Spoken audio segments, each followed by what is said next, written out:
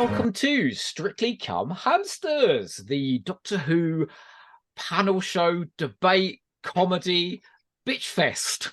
My name is Joe Ford, and I am one of your hosts today. I'm going to hand you over now to my co-host, Mr. Rod Brown, the man who has discovered that it is almost impossible to schedule me, let alone the guests, and has taken up the position as my new podcast wife. Go on, Rod, over to you. Thank you, Joe. And yes, organising you is far more difficult than organising any guest, I have to say. So welcome, everybody, and welcome to all the listeners and the viewers on their YouTube. As Joe has rightly said, this is the very first Strictly Come Hamster, which is now the Doctor Who Championship podcast. And every 2 weeks, Joe and I are going to be sashaying our way across the Toymaker's dancing floor, accompanied by two very special guests. And together we're going to be reviewing, ranking, congratulating, and possibly condemning a range of stories from across 60 years in order to decide which is going to be picking up the Lacurtian glitter ball and which is going to get sent home to Pease Pottage. Winners from each show will be progressing to the next round, but that's all for the future. So for today, let's focus on our first episode and introduce today's dancing hamsters. Gentlemen, would you like to introduce yourselves? Who first? I'll go first. Hello. I'm the less special of the two special guests. You're very everybody's special. Oh, thank you. I fished for compliments and I found them straight away. Wonderful. Merry Christmas, Joe. I'm Michael Mills, and I'm absolutely delighted to be here. Thank you for having me. You're most welcome. We've got someone else here as well, I think. Yes, hello. My name is Toby Hadoke, the Michael Sheard of Hamster with a Blunt Pen Knife. If I'm asked, I will do it. It's nice to be here on Christmas, live on Christmas Day. And here I am in my Christmas clothes, ready to get festive with Doctor Who. Thanks for having me, and a Merry Christmas to all of you at home. Oh, someone had to say that today, didn't I? I can't believe I'm the one that insisted that everybody wear festive clothing, and then I came in a Dimensions in Time t-shirt. So well done to everybody else. Thank you. I should think, watching Dimensions in Time, you probably think all your Christmases have come at once. It's the ultimate Doctor Who panto, isn't it? Oh, no, it isn't. Who's behind you? Okay, so thank you, everybody, and thank you again so much for joining us on our first episode. So in future episodes, we're going to be covering stories from individual seasons or series, but because we're launching Strictly Come Hamster Day on Christmas Day, we thought, why not break the format right away from the start? So today we're going to look at 8 Christmas specials instead, from the Russell T Davies era and Stephen Moffat. So we are going to be discussing The Runaway Bride, Voyage of the Damned, and The Next Doctor with David Tennant, Matt Smith's Christmas Carol and The Doctor, the Widow and the Wardrobe, and Peter Capaldi's Last Christmas, The Husbands of River Song, and The Return of Dr. Mysterio. But before we get into these stories individually, we would really welcome the panel's views on Christmas specials as a whole. And we want to ask you, do you think Doctor Who works on Christmas Day? And how far does it have to bend its own rules in order to fit into the Christmas schedules? Gentlemen, your thoughts?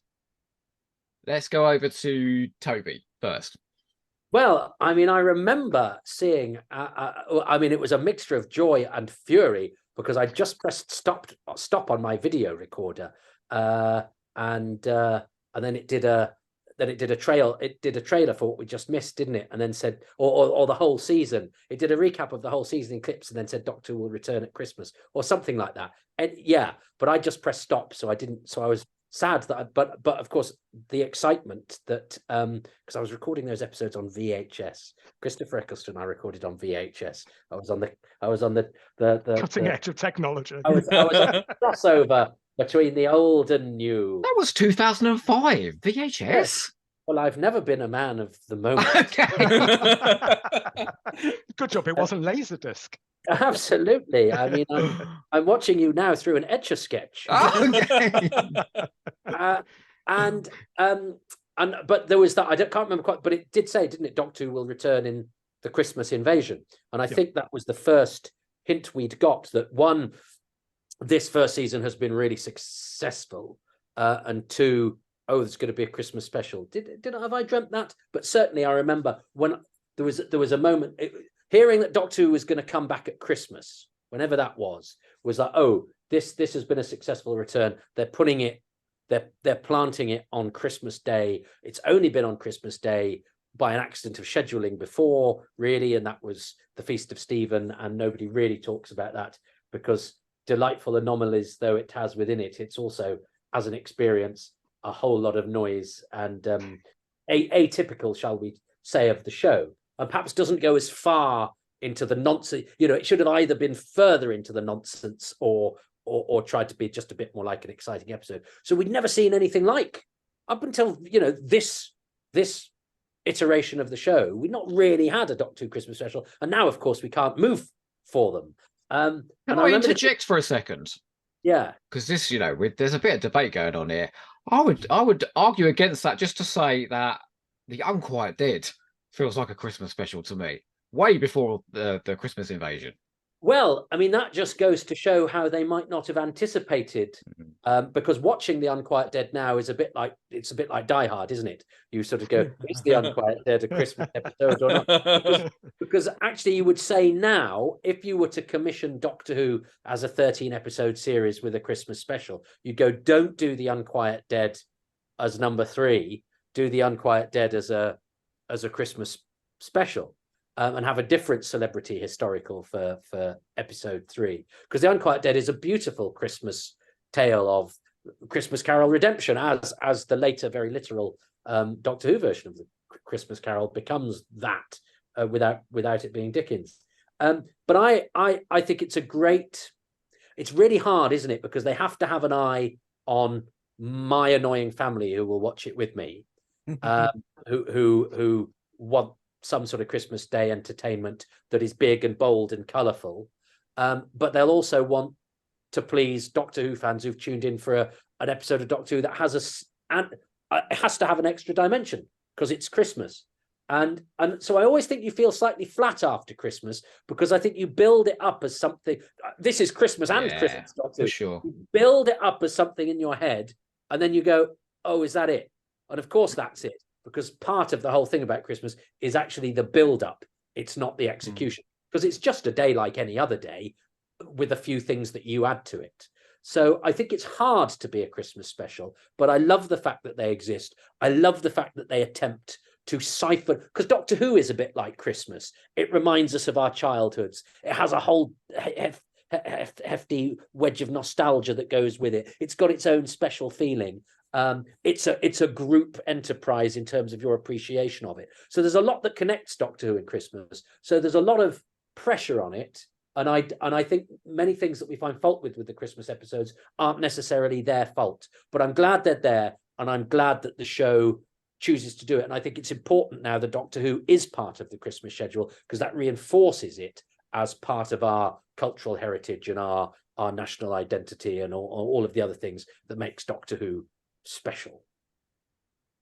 I don't want to follow that. I was going to say, very erudite summary. Yeah, we're all stunned into silence.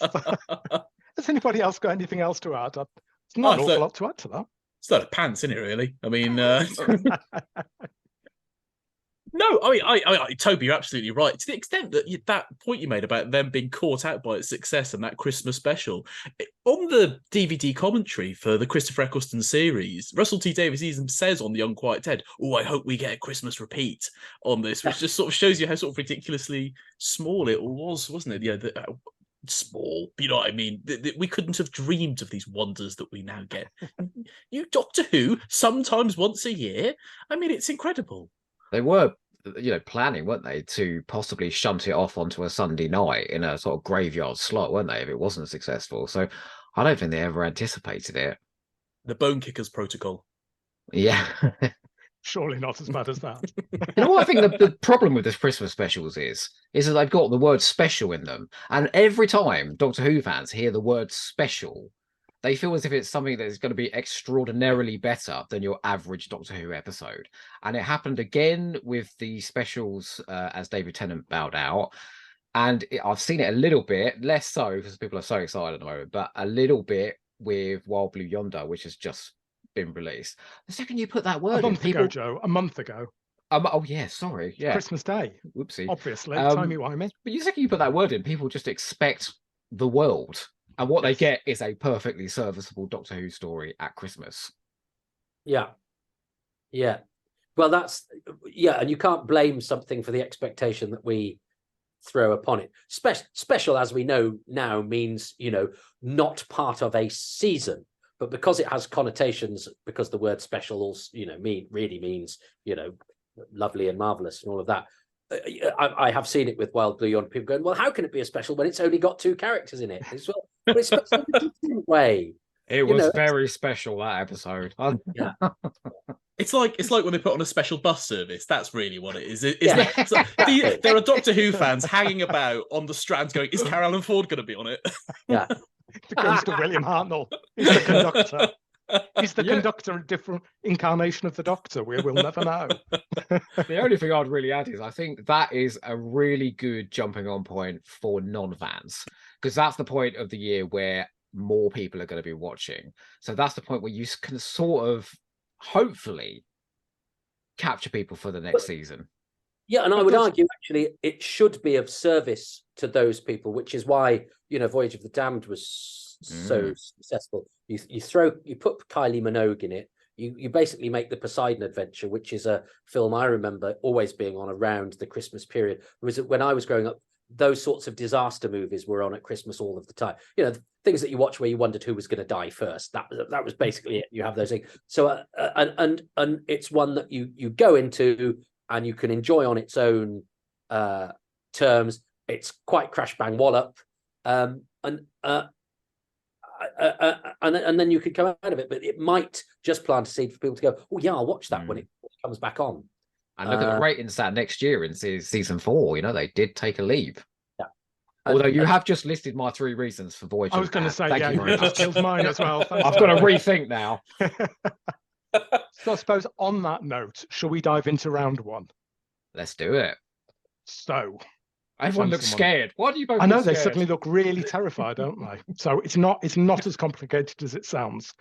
So let's get into round 1. So this is the first knockout stage. So because we're covering 8 stories and there's 4 of us, we're each, over the period of round 1, going to pick 2 stories each. And in time-honoured hamster tradition, you're going to be giving us 3 reasons, either why you want to recommend it or why you want to send it packing home and sent home out of the competition. And your job is to persuade and cajole the rest of the panel to agree with your views.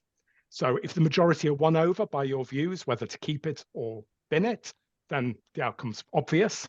But there may be an argument because the panel may disagree with what you're suggesting. And we'll see what happens when we get to that point. But I guess we need to decide who's going to kick us off in the conversation. So I have a random generator, which had a lovely Christmas noise, which Joe told me earlier we can't hear. So I'm just going to spin. I know, so disappointing after all this work. I've decided instead I will sing Murray Gold's Christmas songs while it's going round to the delight of all concerned. No, I won't do that. Thank goodness I've limited it only to 5 seconds. We'll sort it out in post. So here we go, Joe. Get ready to sing. Oh, have I got to sing? 3, 2, 1. Once I found a stowaway, And the wheel is spinning. Ship on Christmas Day. Oh, and it is Toby. What have I got to do? This is Christmas, though, right? We've got the box set out. Rod's read all the rules. It's okay, don't worry. I'm going to get very angry if anyone goes off. All the relatives are going, well, how do you play it? I'm the little dog. I'm the little dog, Rod. I was having to find a list of the stories that Joe sent me. Rather optimistically, as somebody that could probably quote every single episode of Classic Who in order, and all the dialogue and the cast. Some of these I'm not quite as familiar with. So do you have a list? Because I can reel it off for you now. No, I've got it here. So am I choosing a story, basically? Choose a story, Toby, and give us 3 reasons why you think it should stay in this competition or why you think we should reject it. I am going to choose The Next Doctor. Because I think it gets a bad press, and I don't think it deserves one. So I will give you the 3 reasons why. 1, what an excellent wheeze. The idea that we have another Doctor Who And it's told brilliantly by Russell T Davies in that it's clear fairly early on, because he's got a sonic screwdriver that's actually a chisel, that this isn't Doctor Who, but it's got a headline grabbing concept that is, who's going to be the next Doctor Who? And all the mums in the school playground were going to me and going, I've heard who the new Doctor Who is. I think it's going to be David Morrissey. And you're going, you've really heard that, have you? Because there's been pictures of him in the paper. And you're sidling up to me and telling me you think that's going to be news to me, do you? But you know, that is a strange affliction, isn't it? Because suddenly when it's popular, you become the one expert that everybody knows on Doctor Who. They think you've got insider knowledge. But also then come and tell you their insight, which is what they've read in the Sun.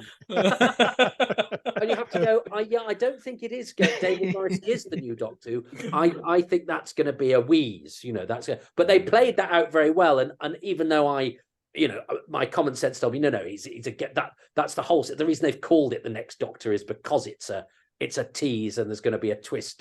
But David Morrissey played along and said, well, I can't say whether I'm going to, of course they were going to do that. I thought that was a brilliant wheeze, because not only did it work on the screen, it worked off screen. It got people talking about Doctor Who. It got people also invested in the mythology of there being another Doctor and a next Doctor. And they kept doing that with Tennant, sort of going, oh, is he going? Oh, look, he's regenerating, before you thought, all of that. They played with that and made it headline grabbing. And I think that's a great.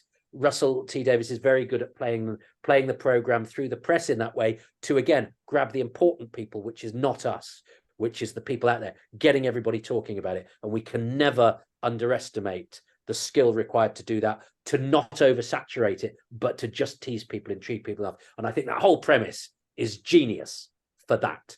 I think it's a lovely chocolate boxy Christmas vibe. It is the Christmas of it is a Christmas rendered in the colours of a biscuit tin, with the period setting that it has and the snow and all those outfits. And of course, Doctor Who works very well when it transplants science fiction into history, but even picture book history is even better, because that has a nostalgic comfort, which you want at Christmas time. And then it is it has the judder of having, silver Cybermen force their way into that and sully that picture with sci-fi dissonance. And I would add to that, I think it has a beautiful, and Doctor Who often, I think, undersells or underuses its female protagonists, or has them be there for, just to go, oh, look, have we got a girl doing this? Whereas actually its villain, there's a very feminine thrust through Dervla Cohen's character, and the fact that she's, the inference being there that she's had to, do things that only women can do in a man's world in order to prosper, and so she, there's a bit of sympathy for her running through there, and it's also it feeds through the subtext as well. So they're my three: the wheeze, the picture box setting, and the added dimension that the female villain has, who's also beautifully, brilliantly played and looks amazing in that red dress. Fantastic. Thank you, Toby. So, Michael, Joe, do we agree with, has Toby won us over? Are we going to keep the next Doctor in for the time being? Michael. You make a convincing case. But you say there's a lot of bad rap for the next Doctor, and I'm happy to be the voice of the people on this one. And I think my problem with the next Doctor is that it is a brilliant wheeze, and it's fantastic to have David Morrissey in there. And I agree with you on Dervla Cohen, but that works for about 2/3 of its running length, and then it finally admits that he's not the Doctor anymore, that he isn't the Doctor, and he never was the Doctor. At which point, if you're not the Doctor, it's not very interesting, is it? And so Jackson Lake learns nothing from it, to the point where it's the Doctor who saves his son. If that story is going to do one thing, if there's an emotional resolution, it's that Jackson Lake becomes the braver and better man that he could be because of everything that he has done and been able to do, and that it was in him, it wasn't just the Doctor. But instead it's a script that goes, nah, it's the Doctor who saved the day, isn't it? And it's just such a weirdly dull beat to end it on. Yeah, you make a good point, Michael. That's a very valid point. However, I think I would sway to what Toby said earlier, that it is about the wheeze. I think it does get a lot of bad rap because people hang on to the fact that within 10 minutes we know David Morrissey probably isn't the Doctor because of the screwdriver gag. And actually, wouldn't our Doctor look a little bit silly if he fell for that for the entire duration of the plot? He's kind of got a twig to that early, and he does twig to it early. And we as an audience learn, what, about 20 minutes in, I think, we get the full scene in the barn where we come to discover that Jackson Lake is not the Doctor. Personally, I haven't got a problem with that. I like the way it plays out. I agree with your point. I think it's very fair that there should... David Morris's character should have a little bit more agency in that final scene. But that aside, I'm a great lover of The Next Doctor, and certainly rewatching it for this, again, just reinforced how much I enjoyed it for a lot of the reasons that Toby said. Derva Kerwin in particular, I mean, she is the Lady Painfort of the new series. She's as camp as you can get. Toby, I love the way that you said she was quite subtle with the way that she describes her other occupation, shall we say. However, it's done with such, when she says, oh, the Cybermen will rise, how very like a man. I mean, she couldn't be more camp as she says that. She rolls her eyes, and it's absolutely delicious and wonderful. When that enormous, bloody great Cyberman robot comes out with her in its stomach. Well, I don't think Doctor Who's ever been more camp, and I will include Tarman Irani in that. Even Kate O'Mara couldn't get away with lines like "you cheeky boy," like oh, she could. So she could. I've read. Sorry to interrupt. I've read Damaged Goods for another episode of this excellent podcast very recently, and I tell you what, middle-aged woman in a mecha suit is a surprisingly recurrent theme in the writing of Russell T Davies. What's happened in his past that we need to know about? I'm going to vote for it to stay in, if for no other reason than David Morrissey gives one of my favourite lines of current Doctor Who, which is, "I shall effect an entrance in the rear," for which he deserves an award for that role, for that line, and said it with a straight face. So, Michael, are you voting this one out? Yeah, for the sake of the format. Oh, that means I'm the swing vote. I'm the swing vote. I was waiting for this all day to be the decider. You're Dame Shirley, Joey. Hello. You're the floater, Joe. We're in the unfortunate position that two of Toby's reasons were my reasons not to put this through to the next round, unfortunately. Oh. One of them was I didn't really like the picture postcard, Dickensian, snowy Christmas that was depicted. I don't know, it just felt too obvious. When given what comes later, it's quite subtle. But at the time, I remember just going, are we doing this? Are we doing the Doctor walking around a market? There's carol singing going on. I don't know. And I know it's Christmas and I know I should chill out a bit. Humbug. Yeah, sorry. That is what my one Christmas jumper says. So there we go. And when it comes to female protagonists, I really like Rosita. And she gets nothing to do in the story. She barely does anything. And so while I think one woman gets an incredible role and is striking, the other is kind of practically ignored. And I would like to have seen the two women come up against each other a bit more. I think that might have been quite an interesting dynamic. So I'm going to vote it out, I'm afraid. I'm not a massive fan of the Next Doctor. Goodness. So a giant falls at the very first hurdle. The Next Doctor is out. Crikey. Sorry, Toby. I feel as if I've... No, it's okay. I did text I remember coining a phrase at the end of when it was on. I think my brother had said, because my brother always sends me a message going, well, that was rubbish. And I remember saying that at the time that I'd really enjoyed it, but I did concur with what he'd said. I can't remember what he said, that the big cyber nonsense machine, which I was the phrase I was quite proud of at the end, was perhaps a festive step too far. I want to say though, I was a little bit. It does look lovely though. I mean, it's jolly. I like it. But I was a bit bored, and then that great robot came out, and suddenly I was very invested in the episode. David Morrissey, I remember going into it thinking, oh, what an obvious choice to be the Next Doctor. And then by the end of it, I thought, man, I'd love him to be the Next Doctor. He is really smooth. So he won me over throughout the episode.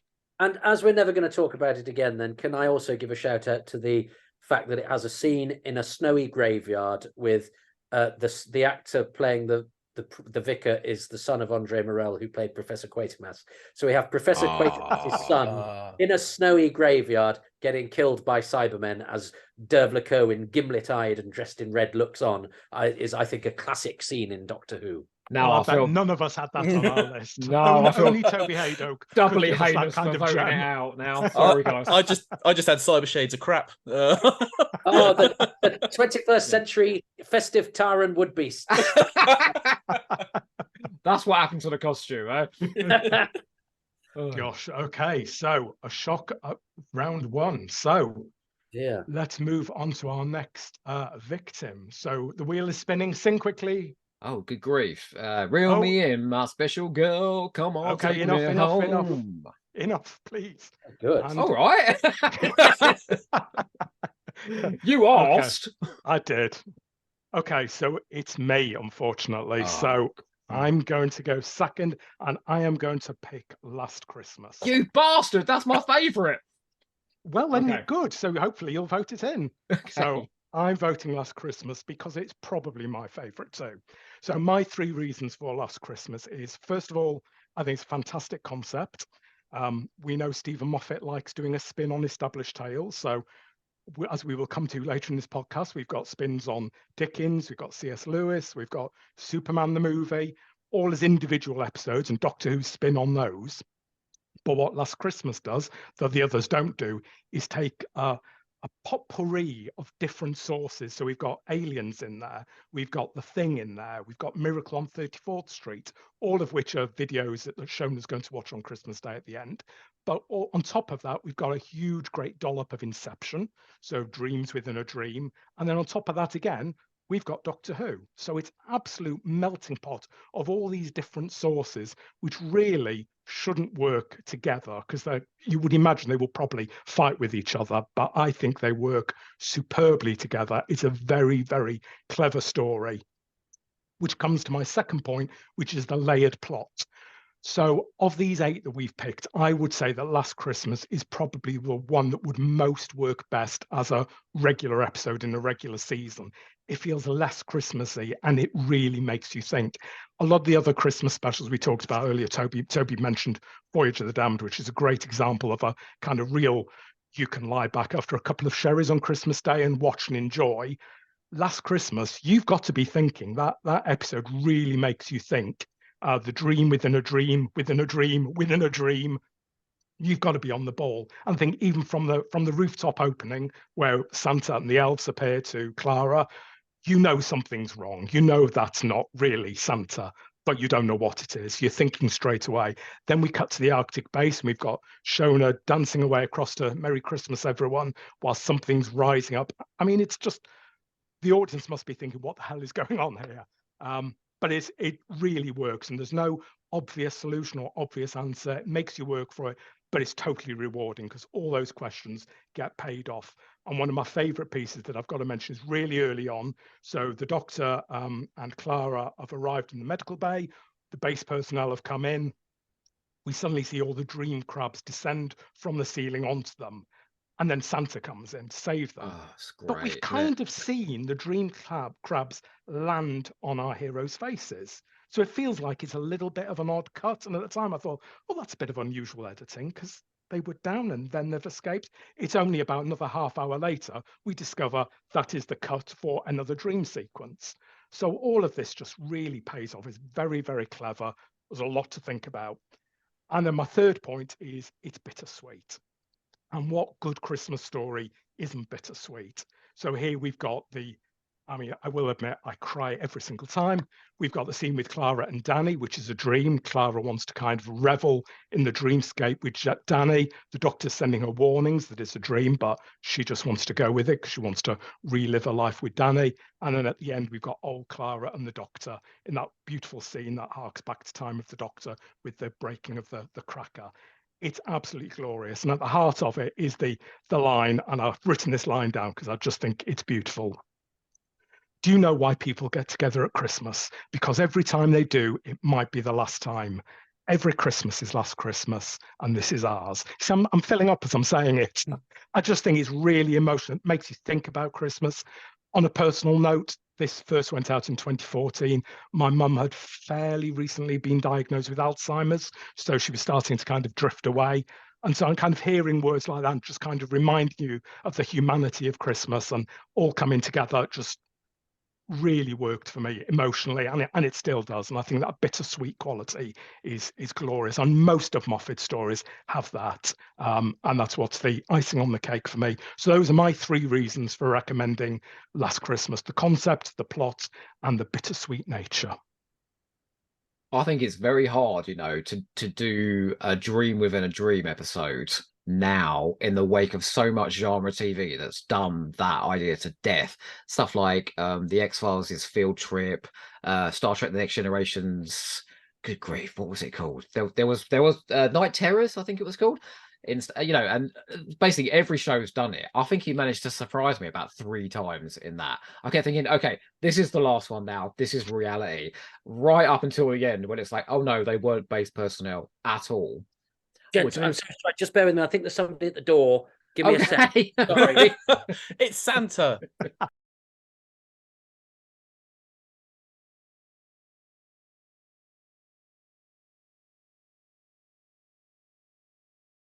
Sorry. Well, what were we saying? Oh, Last Christmas. Yes. Oh, and the only other thing I wanted to say about Last Christmas, and another reason why I want to keep it in, so my vote is definitely to keep it in, because you were extremely persuasive, is I think it takes some nuts to have that horror sequence where the dream crabs come down and then have a load of toys coming in slow motion with Christmas music and Santa Claus walking into the room. I think Moffat's got balls, if nothing else, and that switch in tone shows just how ballsy you can be. So it's a stay in for me. Mr. Mills and Mr. Hadoke. I'd agree. It's a stay in from me. That collision of influences and elements is just it is something only Doctor Who does that well, right? Other shows have tried it and always just feels a little bit kooky and self-consciously work. I think it's amazing, and as you said as well, Stephen Moffat, so clever the way he pulls the trick so many times, but hiding plot twists and devices within the language of television. So he goes, well, I wasn't, like in Forest of the Dead, sort of, hang on a minute, we were just in the room just now and now we're outside, and he can hide all of that brilliantly. I would like to give a shout out though for possibly one of the best 1 episode characters of all time in Shona. I think, getting Famar. She wasn't supposed to be, was she? Well, no, don't you feel a bit cheated? And I know it's a cliche, but come on, Big Finish. You can do it. They've done everything else, right? Come on, we've had a story with young Kazran Sardik, so anything is possible. But I just, I think she is just wonderful in that, and it's no surprise that Faye Marcy is now in everything. There's so many other wonderful, brilliant things, and or not least in Game of Thrones. I think she's terrific. I think the episode's terrific. Yeah, it's staying in. Fabulous. Well, I hate to say your vote is superfluous, Mr. Hadoke, but we still want to hear from you. Not for the first time in my life. I'm surplus to requirements. Well, I mean, I'm glad, because I would never like to bring the axe down on anything, which is why I'm not good at this sort of thing, because I would always feel sorry for the thing about to get heaved out. So as this is going through, should I just sound a note of caution for our future selves? Because we'll come and revisit this and find out that we imagined half of it. Or what the hell is that? Oh, sorry. Is that as a Christmas Day episode, I fear it has too much reliance on, with the return, with Danny Pink coming back in, and Clara, who I think it's fair to say Stephen Moffat was more fascinated by than everybody else in the world.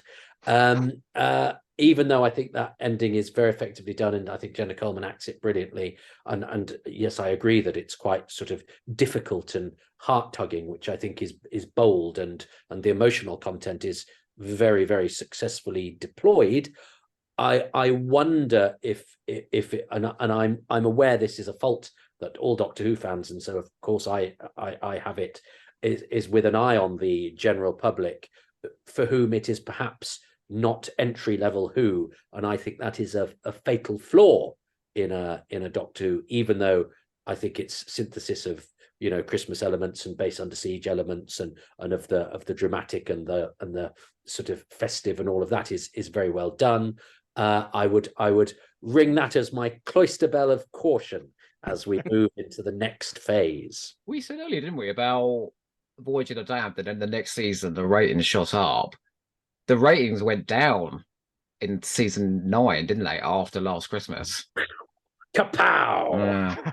They did also launch it against the Rugby World Cup, though, or something. That is a good It was point. about 9 months That later, is a as good opposed to point. 3 months later. But hey, who's arguing about a few months? Okay, so let's return to the hamster wheel. Oh God, what's the So- other song? I've forgotten it. There's one more.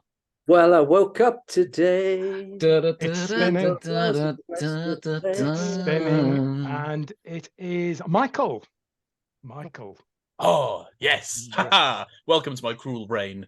I'm going to choose A Christmas Carol. Or I believe, as it was called earlier, Matt Smith's A Christmas Carol. You did which- salvage the one I was going to savage.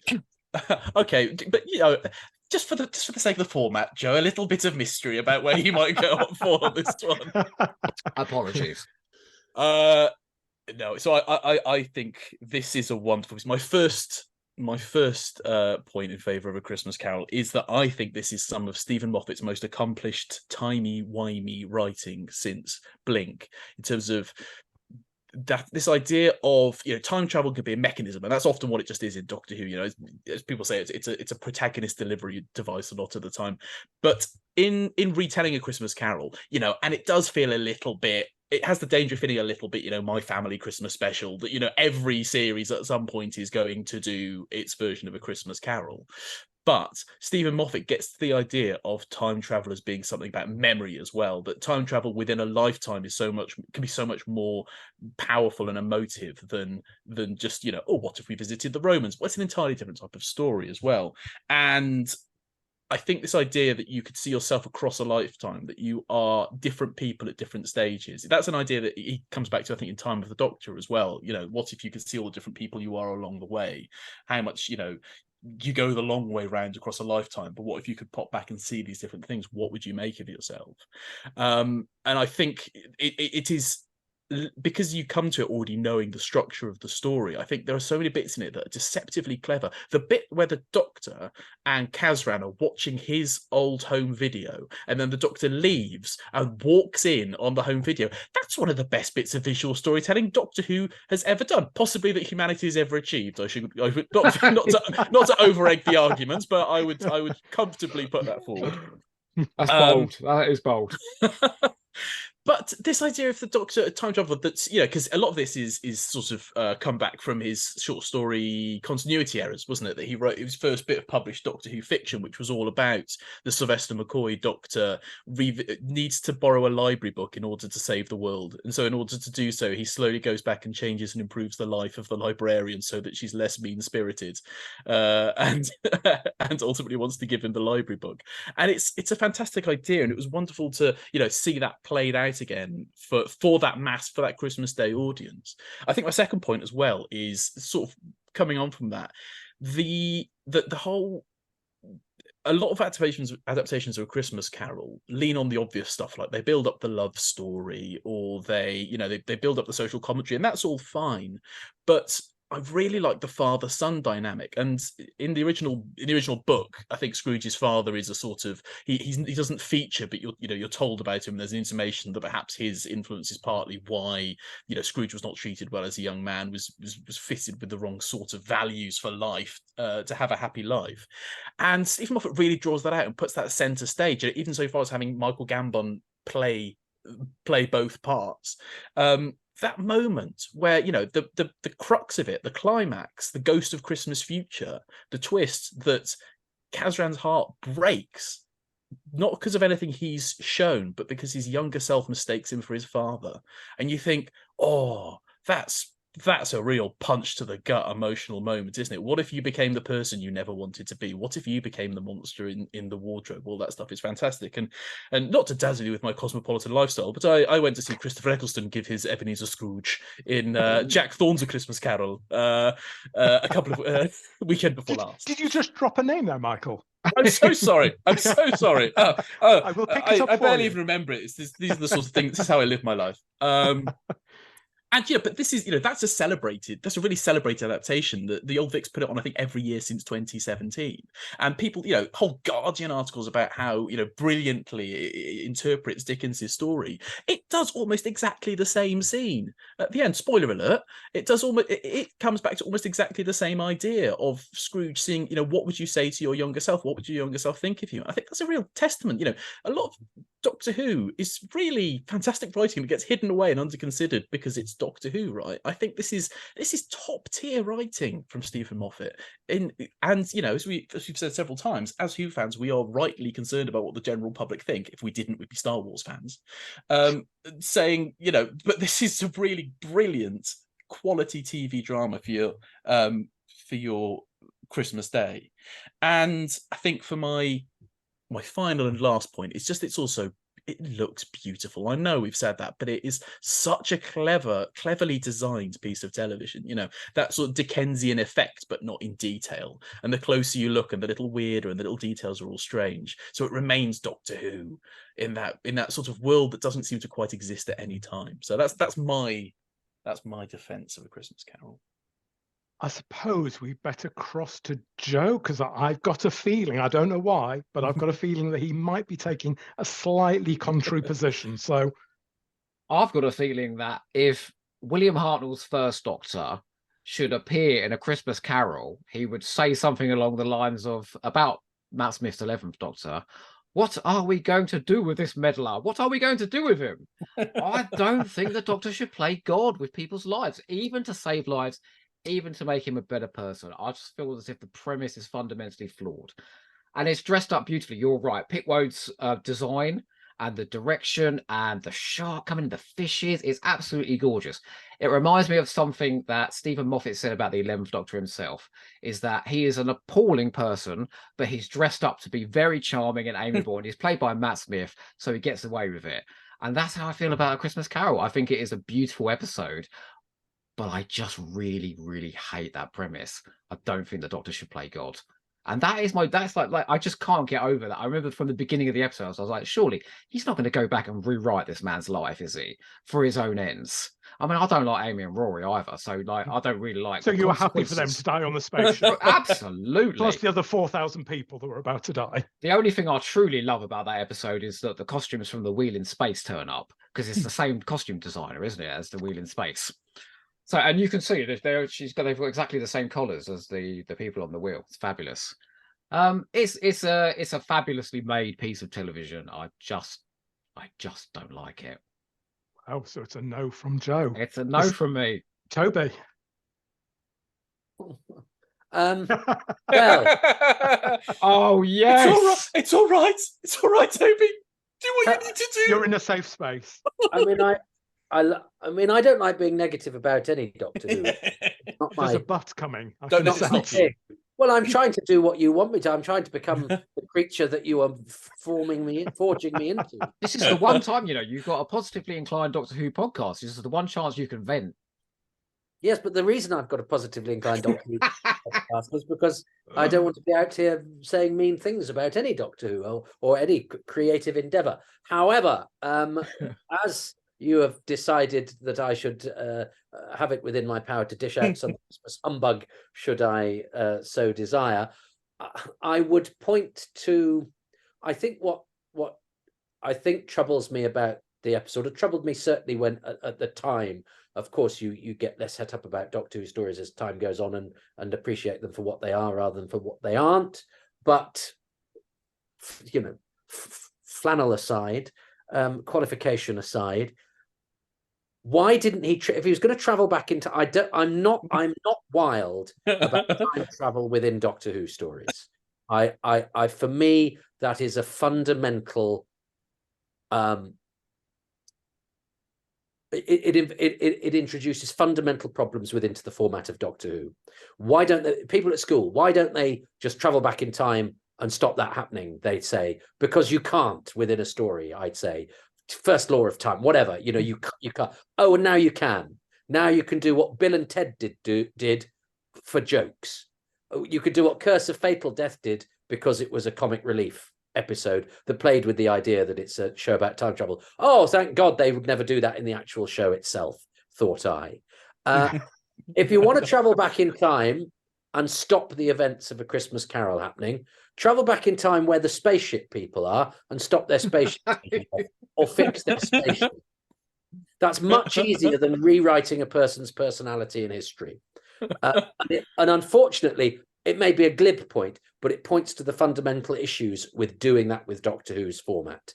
Because then it becomes, because you go, oh, well, it's so clever. Well, it's only clever within the rules that you've constructed. I could play the game Hamdy Wamdy Woo really cleverly against you, Michael, because I know the rules, because I make them up whenever I want. And you might go, yeah, but I'm playing my Hamdy over my Woo, and I go, oh no, Go 8. I can't play a Hamdy over your Woo in Go 8. And you go, but I didn't you didn't know the rules, did you? Yeah. Yeah. Did you, Michael? Did you know that you couldn't play a Hamdy over your Woo in round 8? Yeah.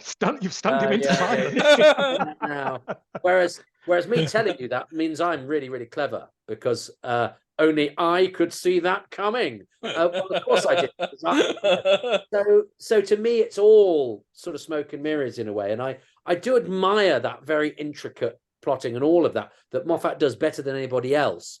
But I think within that messing, the timey-wimey stuff, I find, unless it's totally watertight, which by its own nature, it isn't, and I think probably can never be, which is why people never did it before. I think it unravels, it damages Doctor Who a bit, actually, because I can never now say, when they say, why can't they just travel back in time and change that? I can't now say they can't. You know, why isn't every small role, why don't they save their lives? When each security guard gets killed, I can travel back in time and stop that happening. Oh, because he's not played by Michael Gambon, or, you know, or you know what I mean? Suddenly some lives become more important than others, which to me, again, Doctor Who at its best sort of goes, actually, we celebrate small individual moments / people / and if you suddenly go, well, no, it's, you know, this person deserves the focus, this person doesn't, it to me.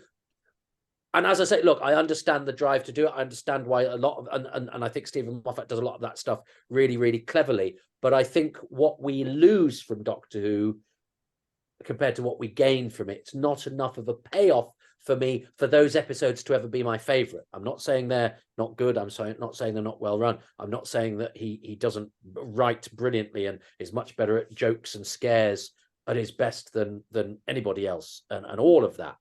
It's just that element of it means that I couldn't 100%, dive on it, tear its paper off, and say this is the best thing ever.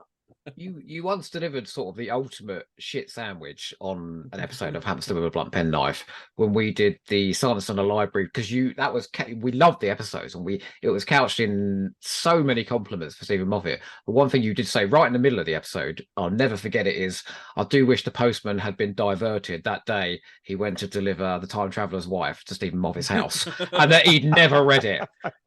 But you're right, you pull a thread and it unravels, doesn't it? And what was so good about Empty Child, Dr. Dances, and Blink, and those was that they were the little the nanobots are introduced. They're the payoff. Everything ties together, and you go, my God, this guy has threads from every single post-it note, and this jigsaw fits together perfectly. And I find that as time goes on and the stuff gets a bit more complicated, stuff just happens. And you go, if you want to do that kind of flourish, it has to be watertight. And if something as simple as going, why didn't he stop the spaceship, is enough to make your whole story fall down. And I don't think it's enough to say, because it wouldn't be as good an episode, because I think you have to give us an in-story explanation or something, or at least pay lip service to that. So if we're being asked to pick holes, which we are, that's why I would stop Christmas Carol. Wow. Okay. So that is probably the biggest shocker, because I think Christmas never saw Carol that usually coming. wins. Yeah. No, it usually wins all the polls for the best Christmas one. Michael, I was going to Does it? wholeheartedly support you. Yay! And I'd also we had some we didn't ask for feedback, but I spoke to a couple of the hamster regulars. So Cy Hart sent us in some feedback about Christmas Carol, and he said that his favorite Christmas episode is Christmas Carol because it's the most Christmassy Doctor Who ever. He says his favourite Doctor Madman. being fabulous and carrying the episode pretty much on his own, and one of Moffat's most touching and clever scripts. It's visually beautiful too, is what Si said. Yay! The I mob are was on going my to- side.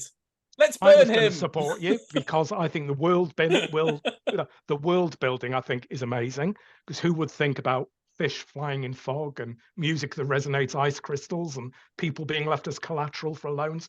All these magical things all come together with the set design, and I think it's a beautiful episode. Murray Gold's music, nobody's mentioned, but I'm going to give a shout to that, particularly Abigail's song, which I know everyone was up in arms when they thought Catherine Jenkins might be singing on Doctor Who. She's a great But it's singer, glorious. right? She's a great singer, but she's no actress. I'm She's sorry. not, I didn't mention her I acting, just Joe. don't believe the romance because I just don't believe her as an actress in that role. Yeah, the And acting whilst is I'm talking about slightly acting, limited. I do wonder if Michael Gambon's actually a little bit embarrassed being in that episode as well. Because Well, he I've goes read- for that sort of growly, snarly performance. There's a few moments where he has a lot of depth, but I think there's a lot of moments where there's no subtlety at all in that He did performance. an interview in 2015 where he said he didn't think he was very good in it and that he didn't quite get it. He said he had great fun, but he didn't quite get it, and he thought he'd done a bad job. I think he's marvellous in it personally. So I was going to support you, Michael, but it looks like we are voted out. And I feel Christmas Carol, terrible. I feel terrible now. No, don't feel comes terrible. It's seven. great. There's got to be winners and losers, Toby. Yeah. Yeah, I don't like the responsibility. Sorry. Well, look, if it falls to me to be the people's champion, then I will wear Then we're in a that. sorry state, Michael. That's all I'm saying. Can this world do no better than you as its champion? Apparently not. Right, so we are on to our next. Gosh, what other shockers are we going to get?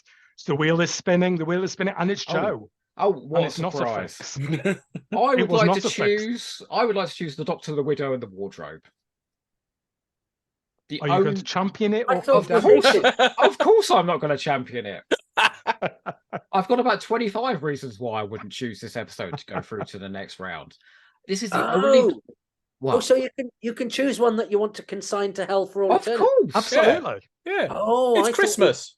I thought we were just having to choose one. No, No, go You can mad. condemn it. You can pick Oh, 3 oh. reasons why to condemn a story. Oh, okay. I sort of did 4 and 4 as I was sort of choosing my reasons.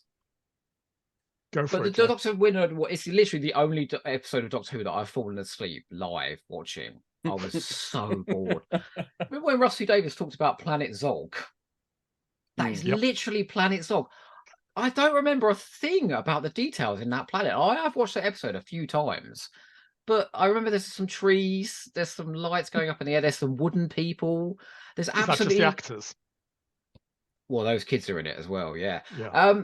It is so boring, that planet, isn't it?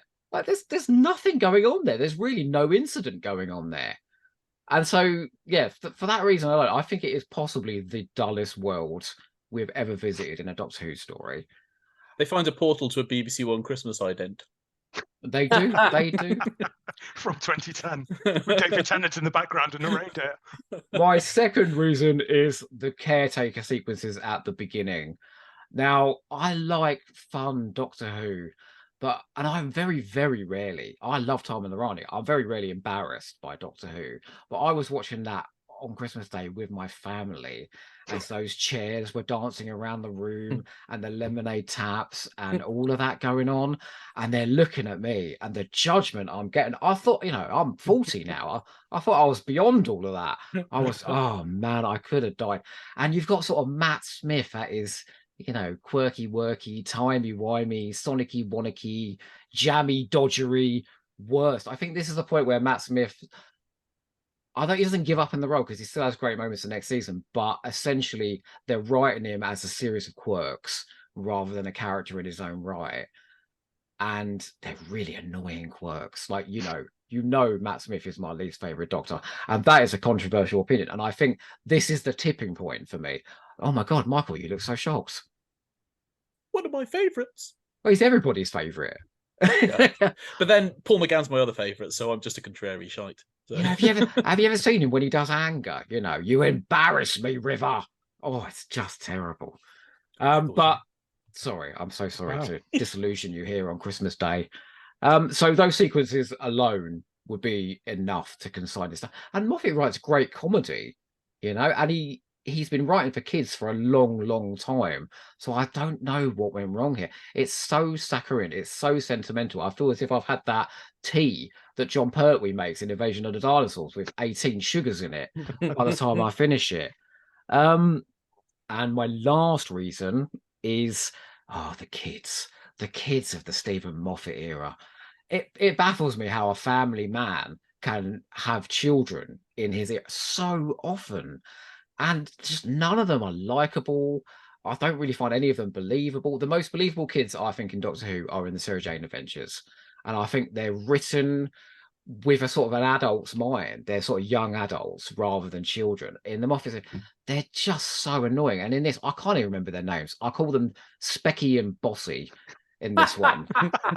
And they absolutely, I call the children of the Moffat era the brood of the damned, because there's not a one of them beyond. He got it right the first time with that young Amy Pond. Yeah. She was great. And then from that point on, I mean, list them, Night Terrors, that kid, the bunch that were in the Forest of the Night. I mean, you wouldn't want to look after any of these children. Angie and Artie, I mean, where do I stop? But the two in this, I can't remember a thing about them either, beyond the fact that they've lost their parents. And so I don't even really consider them characters. They're just ciphers going through a non-existent plot on a badly sketched world with a big dollop of syrup at the end, all this Mother Earth nonsense that comes in at the end. I know people that really champion this episode. I just think it's a bit too extreme with the sentiment and just a bit lacking with the detail. Which is not Stephen Moffat's thing, really. You need to come off the fence a little bit, Joe. Sorry, yeah. We're not quite getting what you're trying to say. It's so boring, isn't it? Okay, so the rest of us need to decide. I will say, first of all, I did get one other bit of feedback from Mr. Fraser Gregory. Oh, don't listen to him. Who puts this as his 29th best Doctor Who story ever. Look, Michael looks appalled again. I'm wondering who it beat the 29th position and who is languishing in 30th. He actually said it's his favourite Christmas episode. He said Christmas dinner with the family. That's for me what Christmas is all about. We get it in this story. It's not end of the world stuff. It's just a simple tale about the people we love. It's the first Christmas special I watch every year, and I'm already counting down the days till I can watch it again. That could be my problem then, because I had such a dysfunctional family growing up. So my mum was essentially Jackie Tyler. You know, all those people sort of come around her flat, all those people that pile in aliens to London. That was effectively my house growing up. So I could buy into that sort of setting. But this sort of picture postcard family in Dr. Wheeler and Wardrobe, I never knew any of that. So maybe that's another reason why this doesn't chime for me. And of course, it's been sent down to number 20. Is it 27th in Fraser's or 29th? 29th. Yeah, it would have been 27th if only it wasn't for the Dominators and Meglos. It's true. He had some very perverse choices, does Mr. Gregory? His number one was the Happiness Patrol. Well, he's nothing if not contrary. I can't argue with that one, but I will argue with this. Sorry, Toby. Is it me now? No, the three of us. I was just being rude about Fraser. He loves it. You do some advocacy or otherwise, Rod. I'll come back in. I think I'm going to agree with Joe on this one, and I am very rarely anti-Moffat, but this was, to me, I think this is his biggest flop. So we're promised Narnia, aren't we? We think we're going to get an exciting twist on Narnia. We get a box and some trees, and I think, to use that lovely word, Oh, Toby, you'll have to give me the word. Disappointment. Thank you very much. I can't get my word, but this is the perfect example of that. We don't get Narnia at all. We just get some poor acting from two children. Cyril only has one expression, that's his mouth just gaped open, whatever's happening. It's like watching Daniel Radcliffe in Harry Potter and the Philosopher's Stone, isn't it? He's got like two expressions. It's much worse. And his glasses are so obviously designed to exaggerate his eyes, and then the mouth is just open and that's it. But there isn't a plot. We don't have any tangible threat. There's no villains. I love Stephen Moffat's comedy, but my God, those three tree harvesters are painful. They are painful. These are Androzani trees or whatever it is. I remember Bill. I love Bill Bailey, but I remember him hearing him say that and thinking, this is what Doctor Who sounds like to people who don't like Doctor Who, isn't it? Yes. And then we end up with, I'm gonna absolutely cringe as I say it, the humany woomany, Oh, which is, I thought at this point Stephen Moffat had lost the plot. Thank God he got it back again. This is his one of his very, very few aberrations in my mind. But I think it's terrible. I love the ending with Amy and Rory. Suddenly Doctor Who's back again. And Amy within one line is more real to me than any of the characters I've been watching for the previous hour. But the rest of it, personally, I am very happy to consign to Peace Pottage. Toby and Michael.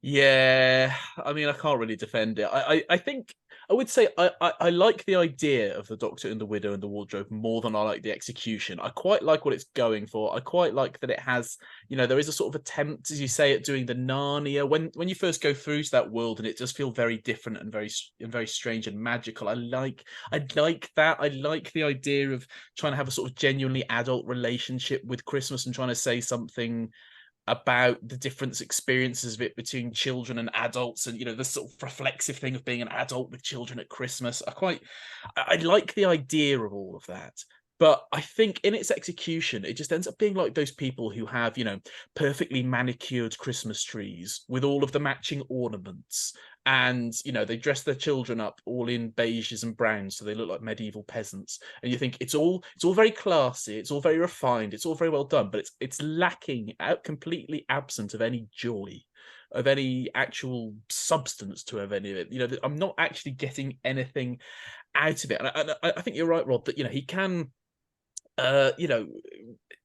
Stephen Moffat's done some heartbreaking writing in his time. Some of the some of my favorite lines of Doctor Who are the bit precisely here where he did it right was the scene that everyone loves with the Doctor putting Amy to bed in The Big Bang, and when you'll wake up you'll have a mum and a dad and you won't remember me anymore, which gets me every single time. But there's none of that here. It just ends up on Christmas Day sat there around with everyone all jolly watching a woman going, I don't want to watch him die, and you think, I just don't know, it hits the right vibe, And when it's him from Pointless, it possibly takes a little bit away too. well, bizarrely, I will say, I think the last scene with Amy and Rory, now that chimes, because those are characters we care about. It's relationships, we're used to, and the actors have brilliant chemistry. But it's like a minute at the end of the episode. Toby, I think we're condemning it to the pit, but do you have any words of defence for the Doctor, the Widow, and the Wardrobe? Well, I will give words of defence, partially because I don't want it to seem like I'm down on the Moffat era, because I think Moffat does some things with Doctor Who that nobody else does as well.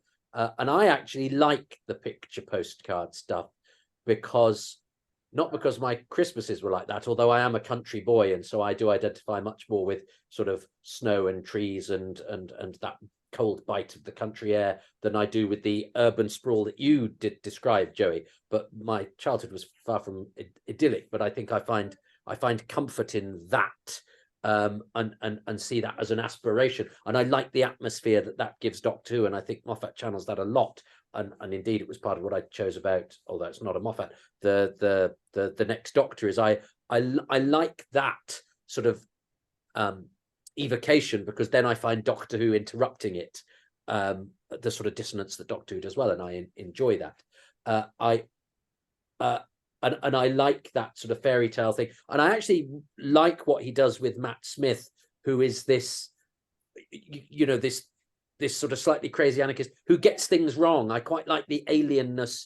That quite often the Doctors have been attempted to be portrayed as an alien, but by doing that they make him abrasive and unkind, and that's never worked, even when people have tried to do it with the best of reasons. But I think what they do with Matt Smith is they go, oh, he doesn't know what wine is like, oh, he doesn't quite know how to make a bed, he forgets to put beds in the bedroom because he's actually like an overgrown child. He's a child. He's what a child would be in a magical grown-up's body. And again, I find it terribly moving that Doctor Who is always harks back to our childhoods, whether they were good or bad. And when they were bad, it tried to, it's nonetheless part of a sort of an idealization that we did. So I find the way that Moffat so that the fact that his kids are, you know, kids who could almost be from the Narnia stories from a picture book, I kind of find a good gateway into all of that, and how he makes the Doctor. I find that does chime in with the way the show should be, without me actually knowing that was the way the show could be. So it's always surprised me, and yet made perfect sense to me. And I think that's a real positive note of how Moffat portrays the Doctor. I watched this again for this, because it's never been one I've particularly thought, I really want to watch at Christmas. What's it? It's not called that. What's it called? The Doctor, the Widow, and the Wardrobe. And again, I like that kind of. I like the ones set in the past. I like Madge, Claire Skinner. I like that sort of character. I love the running joke about her being a terrible driver. You know, full of those lovely. I liked the bedroom. I liked the lemonade tap. I thought that again tied up. I then found it, as soon as it went into the wardrobe or the whatever, I kind of, that to me, I remember much less about. It's got the three comedy stooges, three great actors, Paul Baisley and Arabella Weir and Bill Bailey. I actually like anything that's a bit of a soppy ending. So I like he's, you know, they've saved the voice of Mr. Smith. It's a fairly straightforward, you know, slightly cliched thing, but I thought it worked, and because it's got that Britain in the 40s stiff upper lip wartime stuff, that's all there. Do you know what I mean? And the Amy scene was effective at the end, but you know, if we're gonna have ones that will fall by the wayside, even though I could cheat now and go, well, I would like to save it to show what a nice and it would not be saved anyway. I would actually probably fight for A Christmas Carol more than this. So I would have to now accept the fate of the Doctor, the Widow, and the Wardrobe, even though it has much to recommend it, and I enjoyed watching it this time around when in preparation for this. It had lots of pleasant surprises for me, but I can see why it's not one that people, you know, herald as a classic, apart from Fraser Gregory, but he is a man of questionable taste and morals. Thank God somebody said it. Fine. So in round one, we have actually only championed one, and we've lost three. Oh, wow. Which is not how I was expecting this to go at all. So quite a shocking start. So let's move on to the other four. In a way, this makes round two a hell of a lot easier, because we've got far less to choose from in round two. So I am going to spin the magic wheel again. And I have the joy of presenting my second choice, even though I have Christmas bells playing in my ear incessantly now from this. Thank goodness, turn that off. Okay, so I'm going to pick as my second one, just to show that I love Stephen Moffat, and I felt very dirty for being insulting of him in the previous round. I'm going to pick Husbands of River Song as my second choice, which I've probably appreciated more over time. I don't think it necessarily completely clicked for me first time round, apart from the ending, which obviously we'll come to, but it's one that's really grown on me over the years. So first reason why I think Husbands of River Song really works would be the comedy. So we talked previously about, in fact, we've just talked about The Doctor, the Widow, and the Wardrobe, and I was saying how I thought the comedy felt absolutely flat. Here, I think it absolutely sings. And I think probably of the 8 stories we've got here, this is probably the most comedic. I know we've got Runaway Bride still to talk about, but I think Husbands is probably the most comedic of all of them. Stephen Moffat went on record many, many times in all the press calls saying it was designed as a 1940s screwball comedy. And I think you really get that because you've got Alex Kingston and you've got Peter Capaldi. Yes, you mix in other people. Obviously, we start with Matt Lucas, who I think is absolutely lovely in this. I was so happy when he came back. And obviously, the character of Nardole is significantly expanded, even though we don't really know who he is or what he is. But I think he's great in this. We start up with the mix-up of, is this the Doctor? Is it the surgeon? Then we've got the mix-up of, who's River's husband? Is it the Doctor? Is it King Hydroflax? So you've got all these kind of 1940s mix-up, confused identities, that kind of genre. And I think the comedy absolutely sings. The Doctor coming in to fix King Hydroflax whilst the 4 billion people are watching him is beautiful. We've got the lovely visual gags of the head and the great big robot. Later on, we've got one of my favorite scenes, the Doctor going into the TARDIS and he gets his opportunity to do this is bigger on the inside than on the outside, and he absolutely milks it, and he's glorious. The Doctor's back having fun. He's falling on his back in the snow, laughing his head off. Very different to where we left him in Heaven Sent and Hell Bent. And it's very refreshing for that. I mean, again, earlier we talked about, was Last Christmas possibly too much tied into the continuity? This almost feels like the show's been rebooted after Hellbent. We've got a slightly different take on the Doctor, and he's definitely embracing the comedy a lot more. So comedy is my number one reason. My second reason is the Doctor and the River relationship. Obviously, Matt Smith and Alex Kingston were the mainstay of the Doctor River, but my God, Peter Capaldi knocks it out of the park far more. And it's that tonal shift that we get about 40 minutes in. Everything's screwball comedy, laughs, laughs, laughs. But we get to that minute where River is talking about the Doctor, and we get that tonal shift when she finally realizes who is the man stood behind her as she's threatened by the villains of the piece. And Peter Capaldi is the master of the understatement and underplaying, and just that beautiful, quiet, hello, sweetie, the way he looks at her. Oh my God, it breaks your heart. It's absolutely glorious. There's so much charm and charisma on that screen. And then, of course, we get to the final scenes on Beryllium. And I assume there was not a dry eye in the house. There certainly wasn't here. Possibly, Toby, I will go back to your earlier point. I will concede it's probably more for the fans, because I think the non-we would probably say, Beryllium, what's the point? I think the point is made. I think because we've been following all the way through, River said multiple times that her diary is filling up. So obviously, once her diary is full, that's the end of her story. So I think the seeds are sown for people who don't necessarily get it, but they're still quite subtle. But for us that have been watching that relationship blossom over a couple of years, I think the ending on Beryllium is absolutely perfect and beautiful. And I'm so pleased they had 24 years together.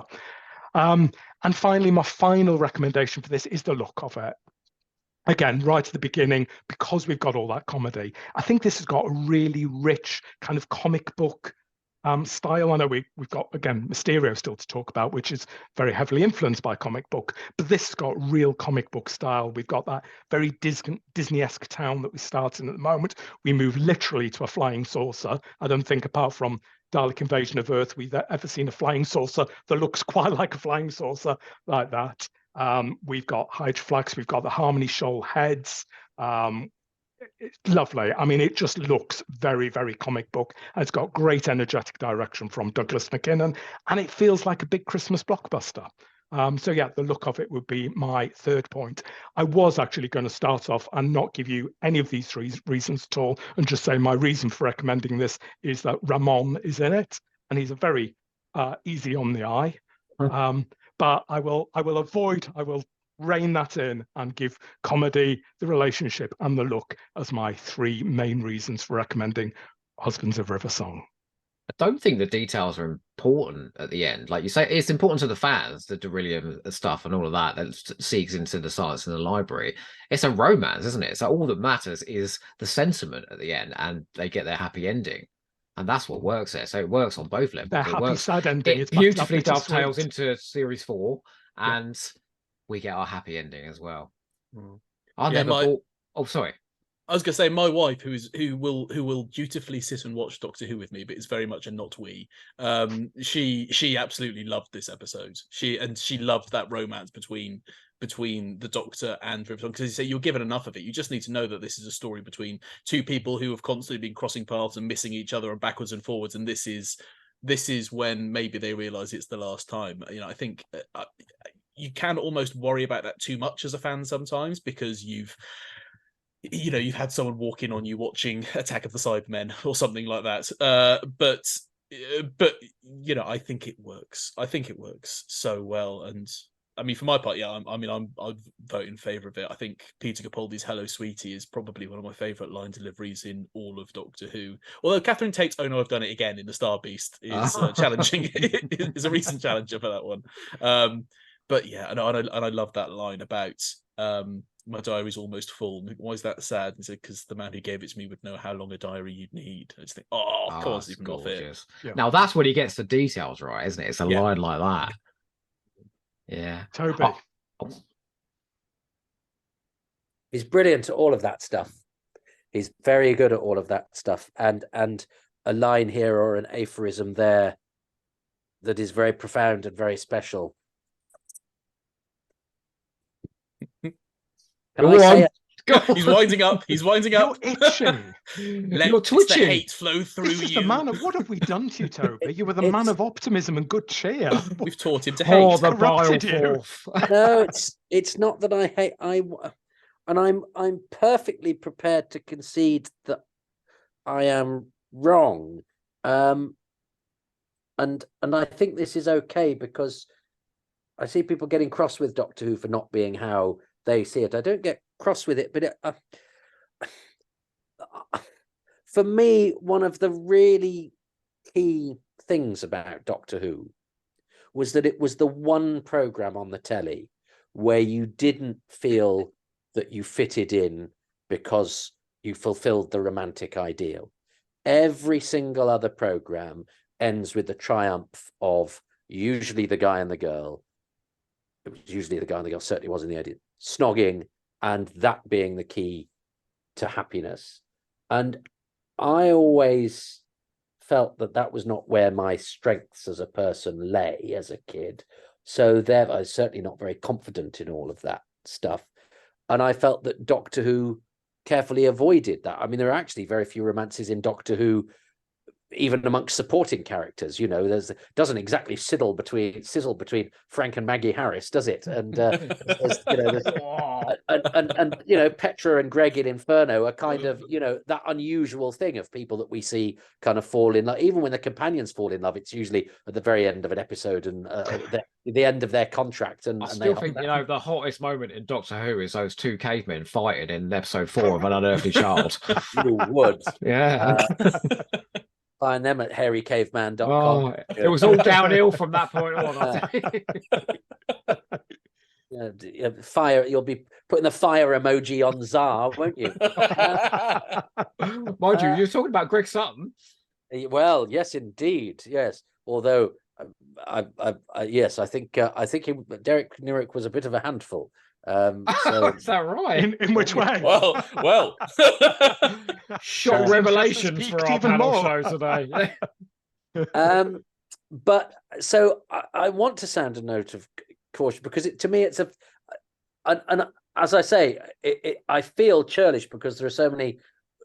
It's a really handsomely mounted production, and I love the comic energy of it. I think Greg Davis is having an absolute ball, and that's the kind of Christmassy energy I want from a Christmas episode. Absolutely, where you're kind of going, this is a bit larger than life, but it works because it's Doctor Who, and this is Christmas Doctor Who, and this is what we're doing. We're having this slightly bolder rendition of the show, but actually its emotional core and fundamental core is still real, and that's when Doctor Who is at its best. And Moffat is so very good at that, of doing real funny, but also actually quite profound and moving. I think he's too often easily dismissed as, you know, glib, sarky comedy guy, when he's actually his humanity is often humanity of great depth and great.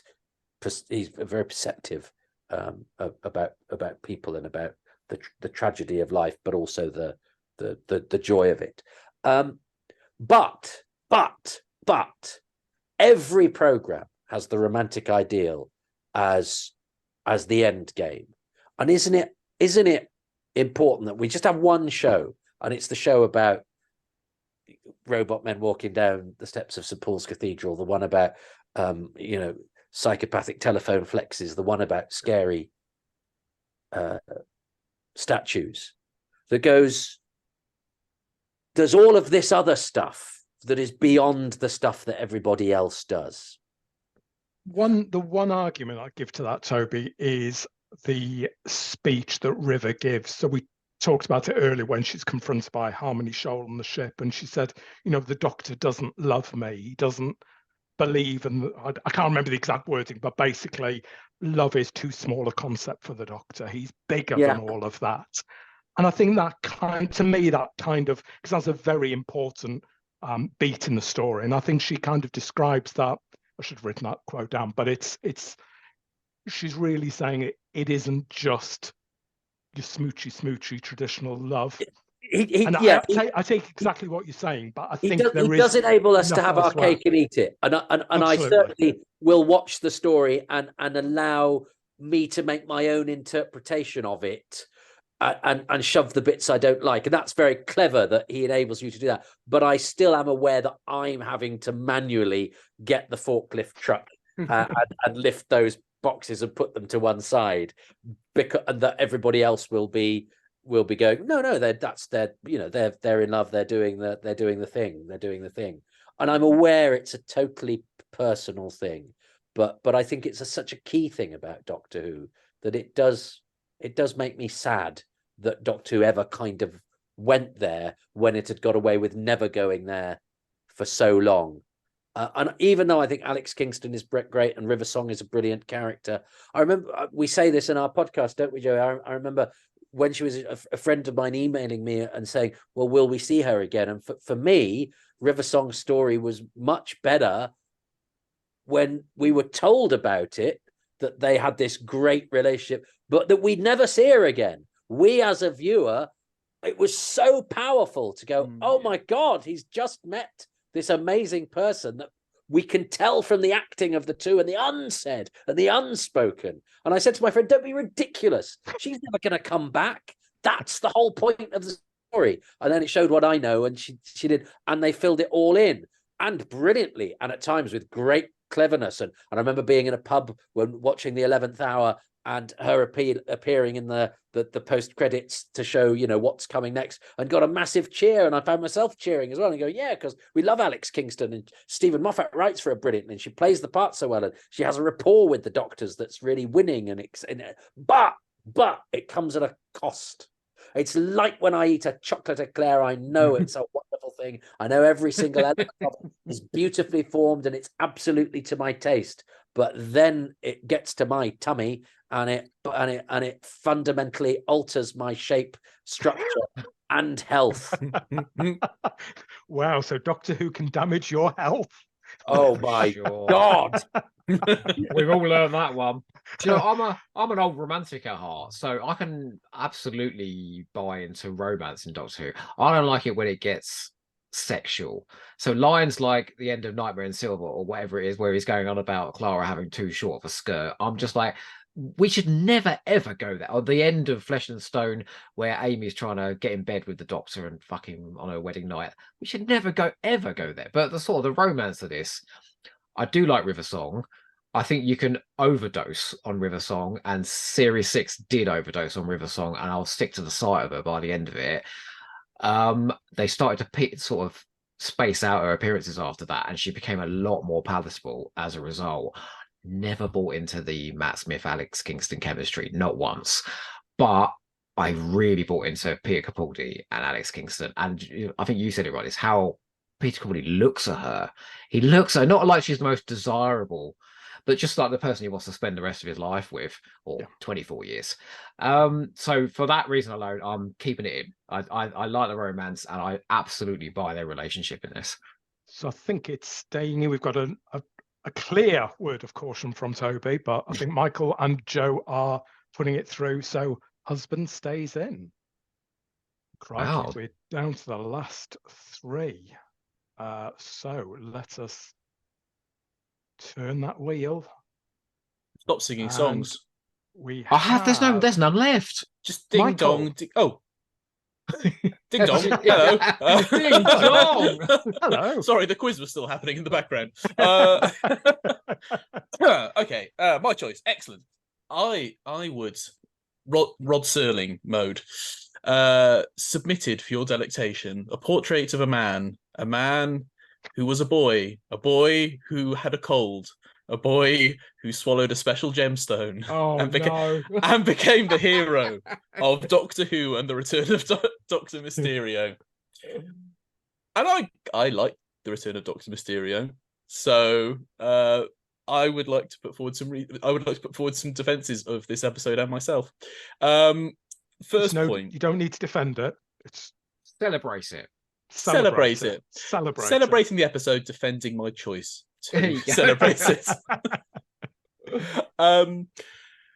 This got mentioned before, so I think I get the impression that part of the received wisdom about the Return of Doctor Mysterio is that it's the one that forced Chris Chibnall to start doing New Year's specials because they'd run out of things to say about Christmas.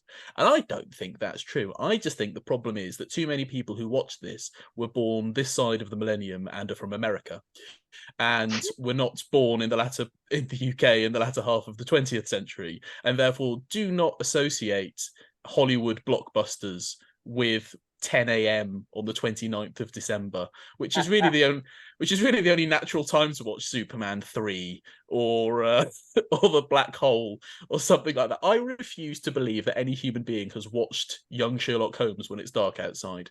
And I think that The Return of Doctor Mysterio perfectly captures a very specific memory of Christmas, which is that it's where the big huge blockbusters are just given out like there's so many sweets in the jar in the Quality Street, like, oh, go on, have a Richard Donner Superman 5 days in, why not? This would be a whole trip to the cinema on any other time of the year.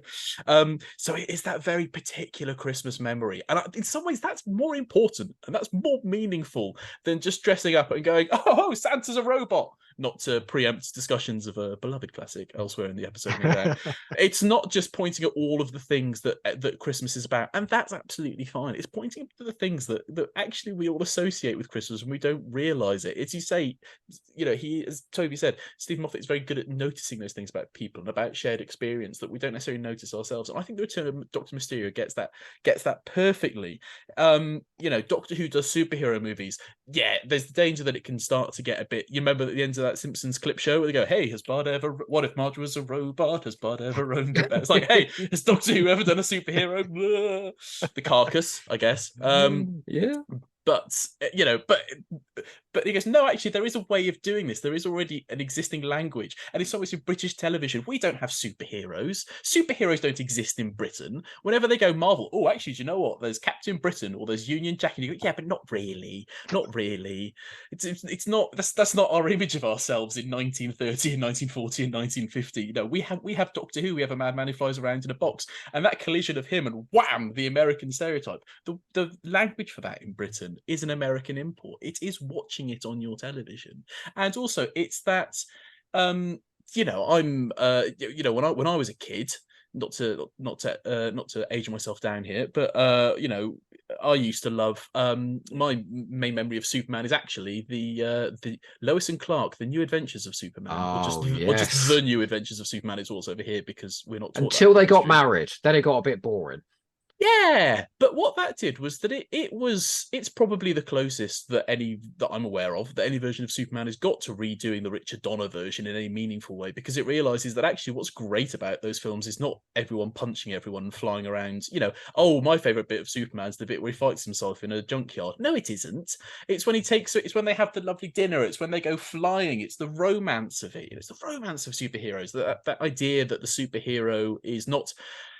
Troubled superheroes can be good. I read Watchmen. I thought it was good, but the thing about Superman is that he's who's grown up a human, right? There's probably something a little bit conservative about assuming that a little bit Tory about assuming that he'd actually still have more in common with his Kryptonian heritage than having been brought up in the US. He's a human with incredible powers, and I think this really nails that, and it's a very Christmassy thing to have it on television right here and now. And it achieves it on a TV scale by emphasizing the charm and the romance of superheroes, which when we are absolutely inundated with superheroes, and even as someone who quite likes a lot of that stuff, there's too much of it, and too much of it is bad, and so little of it actually remembers that bit of superheroes that's really good.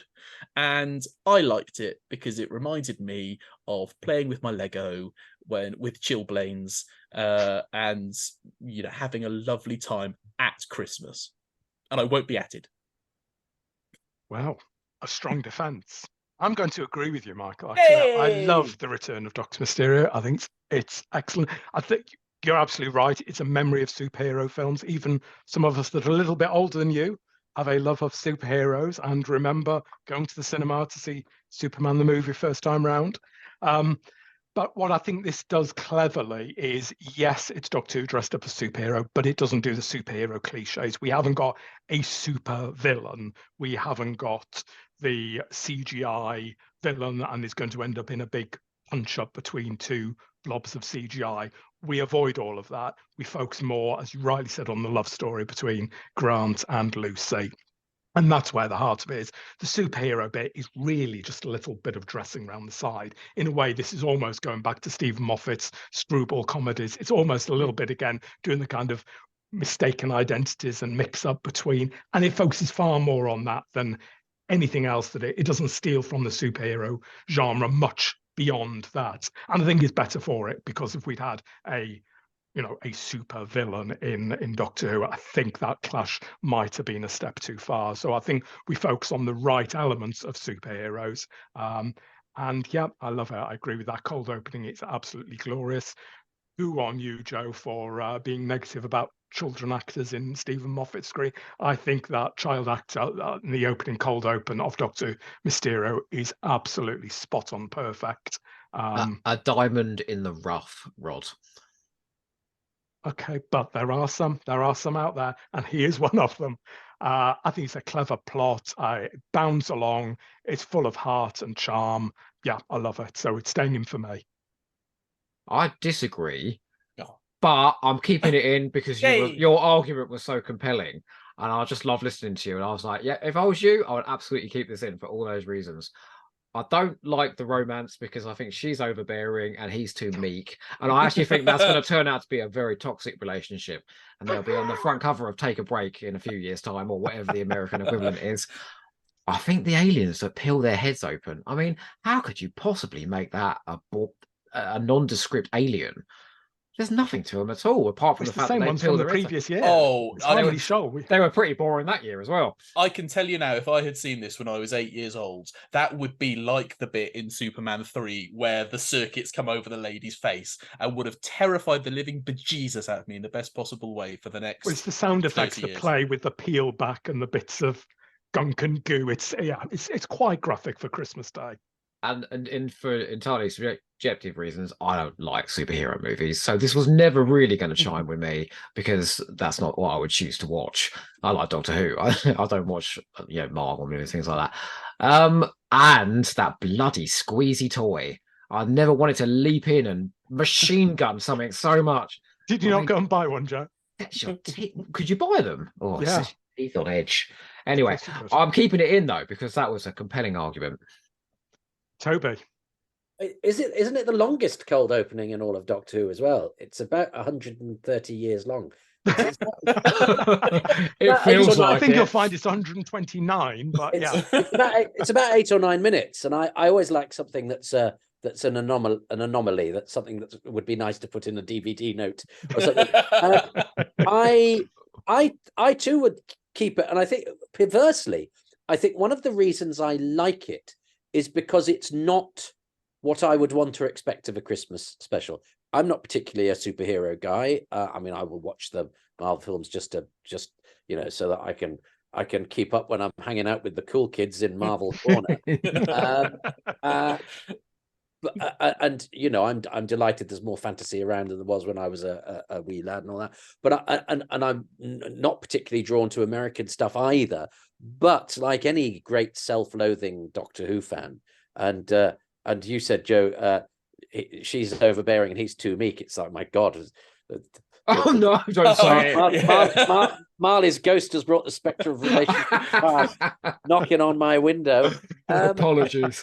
No, it's. I mean, it could be the first line of my obituary. And but actually, what I like about it is all the things that I normally wouldn't like, or wouldn't go for, or wouldn't expect from a Christmas. We talked a lot about, the comfort of the the dressing gowns and the snow and the chocolate box and all of that a Christmas special can bring.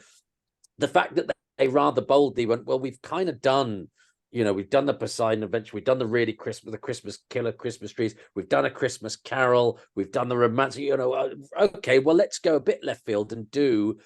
And I think you summed it up brilliantly, Michael, those sorts of films that you have on around Christmas time, but that aren't necessarily the Doctor Who-y ones, and go, well, let's do Doctor Who does one of those. And I go, oh, I'm not sure what I think about. Oh, okay. No, but also because it kind of bestows something upon my little show when, one, it's got America in it, because America was always exciting and over there and where the exciting things happened, and superheroes, because that was what normal kids liked, and that was a bit more mainstream. That the superhero things were big and cinematic rather than small and televisual.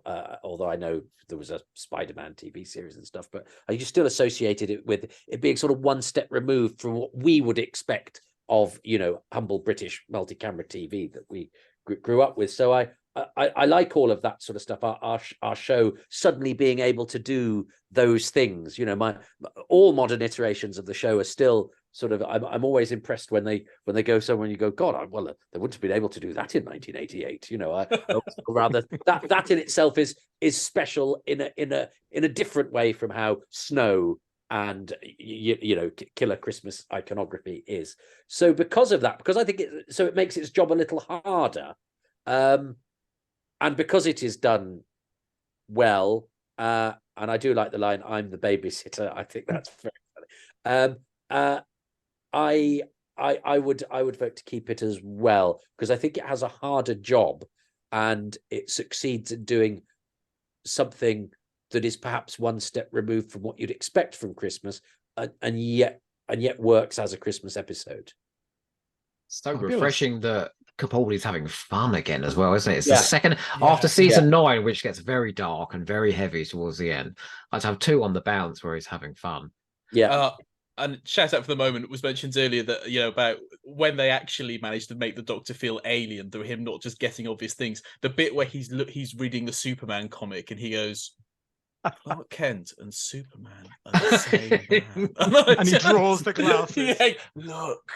And I love that Stephen Moffat said that he said he's enough of a geek that the first comic they got as a prop for that was an issue where Lois Lane, from sometime when Lois Lane already knew that Clark Kent was Superman. He's like, no, we can't have that because the joke doesn't work if Lois Lane knows he's Superman. Go and find an older one where she doesn't know that yet. I like that bit in the middle where it's all going down. There's aliens about. There's espionage happening. I think he's just eating ice cream, isn't he?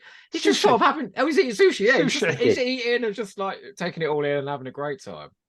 You remember that scene? I mean, the nerve of Stephen Moffat at the end of Last Christmas when he had Shona wake up and have that list of Christmas movies that had directly influenced the episode that we've just watched. I mean, that's ballsy again. I think that's an explicit version. This is a more implicit version of doing the same thing, isn't it? Like you said, of the holiday Christmas movie. Do you know what? I want to watch it again now. I'm convinced. Oh, might give it another go. So strong contender then. Excellent for Dr. Mysterio. So we're down to the last 2. So we've got the 2 David Tennants left. Oh no, we've ruled out Next Doctor. Obviously, we've got Runaway Bride and Voyage of the Damned left. So let's see who's next on the Wheel of Fortune. And it's spinning round. Wonderful Christmas time. And it's Toby. It's Toby. What are you going to leave me, Toby? Well, Joey, in the interest of Christmas spirit, which one would you like me to do? Because I'm happy to do either of these. I'd like to do the Runaway Bride, please. You would like to do the Runaway Bride. Well, then I will. Well, then I can be mercifully brief because I've already alluded to what I enjoy about Voyage of the Damned. I mean, it's Doctor Who at its most triumphant. Yeah, it's not necessarily the most watertight story. There are moments that I don't think quite work, but it is bold. It is confident. It and it absolutely does its job of going, hello, general public. You know that show? It's bloody good. There's this famous person in it. You can just, some of you will watch it and spend the whole of Christmas spend the whole running time talking all the way through it, which is why houses need to have more than one television in, so that people that actually watch stuff and appreciate creativity and endeavor can go in and watch it without Uncle Bob going, well, why did they do that? The reason they did that, Uncle Bob, was explained in the previous scene. We were talking shit during. So if you shut the fuck up for 5 minutes, you might actually follow. That's everyone's family home at It's Christmas. yours. And I don't care if she looks like your next door neighbor. It's not your next door neighbor. But that's. Are you okay? We all have a universe of our own terrors to face. But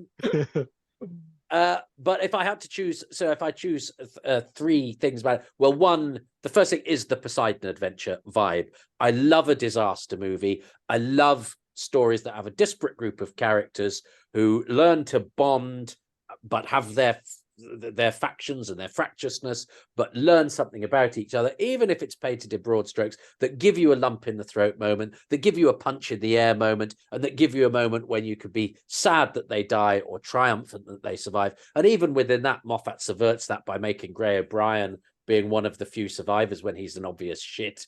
And so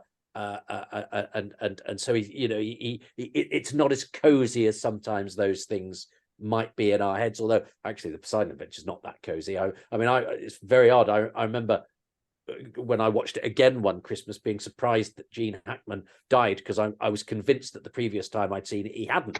He was the hero, and I'd got it into my head that didn't know, because I was so, I was young, and it was actually quite a moment of development for me as a viewer, thinking, oh, they can do that to the main guy, even though I'd seen it before, bizarrely. I'd rubbed that out of my mind. So I love that whole type of story, and having it in Doctor Who on Christmas Day is a fantastic idea and works really, really well. The second thing I like about it is I do like Russell T Davies is very good at, well, so is Moffat actually.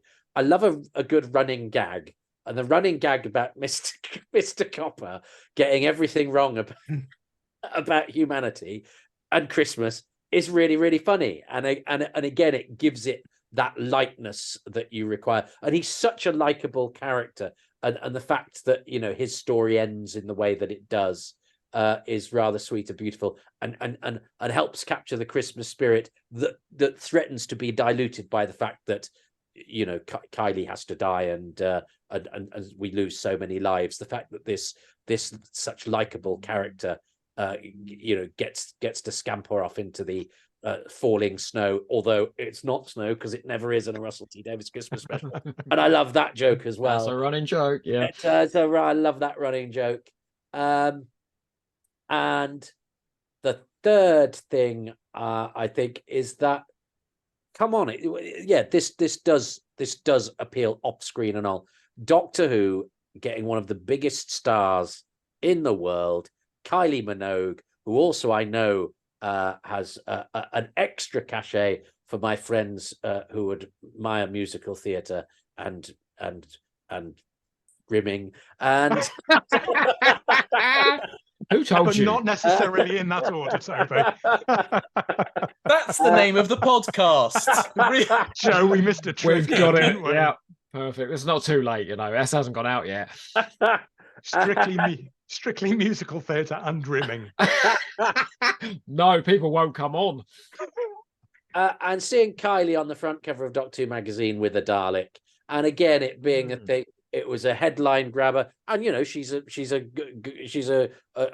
good actress. She's not there just a gimmick. She has a background in acting, but she represents so much else and so much outside of Doctor Who, and yet seems perfect for Doctor Who without me ever thinking what Doctor Who really needs is for Kylie Minogue to be in it. But then as soon as you see the name Kylie Minogue in the Doctor Who title sequence, you go, oh, this is really, really special.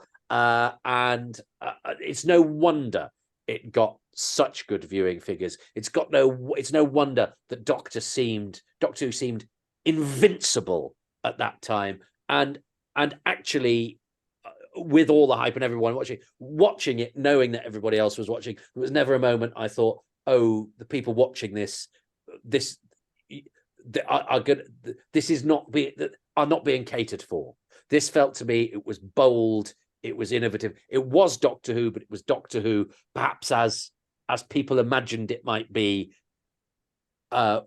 without actually sacrificing the core of what it means to be Doctor Who as well. So I think it's big, bold, jolly Russell T Davies, 100% proof Doctor Who, and it is perfect for the job that it is trying to do, which is say to everybody at Christmas Day, this show sparkles.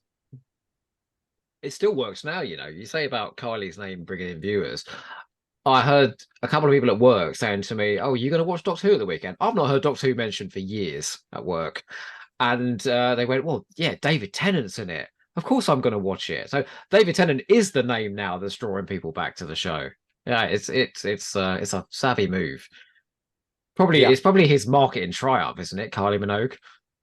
Yeah, well, I mean, he's just so good at all of that, and you know, you get the extra, besides the storytelling, and all of the stuff that is put on the screen. It's the stuff off screen that this master puppeteer of television, you know, who seems to somehow get.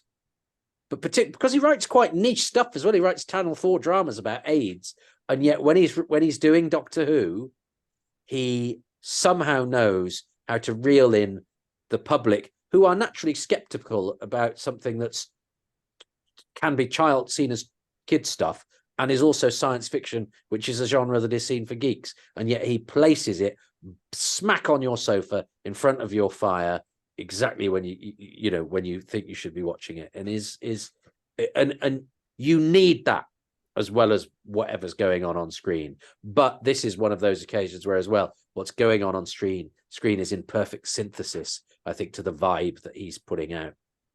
And you've got such a disparate range of characters in there, and they've got to be fairly broad, because you're right, it's Towering Inferno, it's Poseidon Adventure. So in some ways they're fairly broad, but I think he imbues each one with just enough reality so that you believe them. You've got the Van Hoffs and their relationship, the fact that she spent all the money buying, she's bankrupted them buying tickets to win a trip, isn't it? But you just believe them. The fact he laughs at that, you haven't got that awful stereotype of, you know, they're going to fall out over that. The husband laughs and he embraces her. That's lovely, and you feel for them. And you know, Banakafalata is a cyborg, and cyborgs have now got civil rights, which I thought, this is only just 2 years after civil partnership came in. So you know, that's a nice little tweet, and again, it kind of humanizes Banakafalata. So you've got all these little pieces. I mean, Toby, you mentioned, Mr. Copper and his dodgy degree from Mrs. Golightly's Happy Travelling University and Dry Cleaners. I mean, it's lovely, isn't it? It's lovely stuff. So yeah, I'm not going to argue with you. It's definitely in for me. They eat the turkey people, I believe. They do. Yeah. And then they all start boxing. Do you know what? I'll keep it in for no other reason than I like the fact that he always gives his Christmas specials a bit of a bite. So like Harriet Jones at the end of Christmas Invasion, I'll get on to the Runaway Bride. And in this, the people you expect to survive this story don't. And the people you wouldn't want to survive this story do. And I left feeling a bit uncomfortable. And I like that with TV. It's a bit of fluff. It's really entertaining to watch. And it's a little bit discomforting as well. It's a good mix. So staying for me. Yeah, because he is clever there, because, you know, that the whole thing of killing Kylie and saving Rixton Slade. Oh, no, that's a someone comic who was book name for you. I was thinking that was someone who was, you know, nurtured on 80s Dynasty and Dallas villain businessman names. But I think, you know, the element of that is also, it does make you question stuff, because you know, Rixton is not a nice character. He's an absolute bastard, but he's also probably not worthy of death. You know, he's a nasty businessman, but you know, he isn't Max Capricorn who's going to blow up Southern England, you know, for an insurance job. You know, so that he does. Yeah, you're right that he introduces those shades of grey, for want of a better term, but that questioning of the assumptions. I mean, I'll be honest with you, when I was preparing this, I was sort of finding myself coming up with reasons that I didn't like Voyage of the Damned, I was, thinking of things like, it has aged a bit poorly. If you look at it now, especially versus, with the Disney money, it is all very obviously, dressed up locations and sets. But, I realise this is the first episode, and if we can throw things out for having aged poorly, we might undermine the entire format at its birth. You wait till we get to the arc. Oh, good Lord. Don't trust the slaves. And the cutesy little cameo from the Queen, I just thought, oh God alive, that's you're two inches away from Paddington guiding David Tennant through a secondary generation at that stage. But that's hilarious. The pink slippers. David Tennant saves stairs. the Queen on Christmas Day. Yeah. What more do you need? Look, Brexit happened between then and now. Okay, and we elected enough, a Conservative government. Yeah, Jesus. So it lands differently in the modern era. Makes it even more important to watch fun bits of fluff like this, the world we're living in now. Exactly. Well, exactly. I mean, of course, the Queen has no past, so we can say what we like, I guess. But having listened to you, you're right. It is, Toby, you're absolutely right. This is the person you love putting on an absolute perfect display at the wedding for all of your friends and relatives who've never met them before. There is no Doctor Who being so open and embracing and giving what people on Christmas Day want, because obviously viewing habits have changed massively even since this went out. This 2007, you did still sit down and just watch TV through for the day, right? So this had to sit between, I was going to say this has to sit between Strictly whatever, and it'd still be sat between the same things now because that's the TV scheduling works in the 21st century. But it has to appeal to people while at the same time never compromising. It doesn't. This is it saying this is why Doctor Who is really good, not Doctor Who pretending to be something else for a little bit so that you don't get embarrassed. And that's of all of this, and we've not even mentioned Bernard Cribbins. This is all of this and Cribbins too. Yeah. That should be enough. He's delightful. Because it became such a big thing. It can catch you off guard how little he's actually in it. But no wonder they brought him back, because he's an utter delight. And at the time, it almost felt like a little kiss to the past, because he'd been in Dalek Invasion. I thought, it'd be lovely to get him back in. But what the birth of such an important bit of Doctor Who as well in that one little bit. No, I'm keeping it.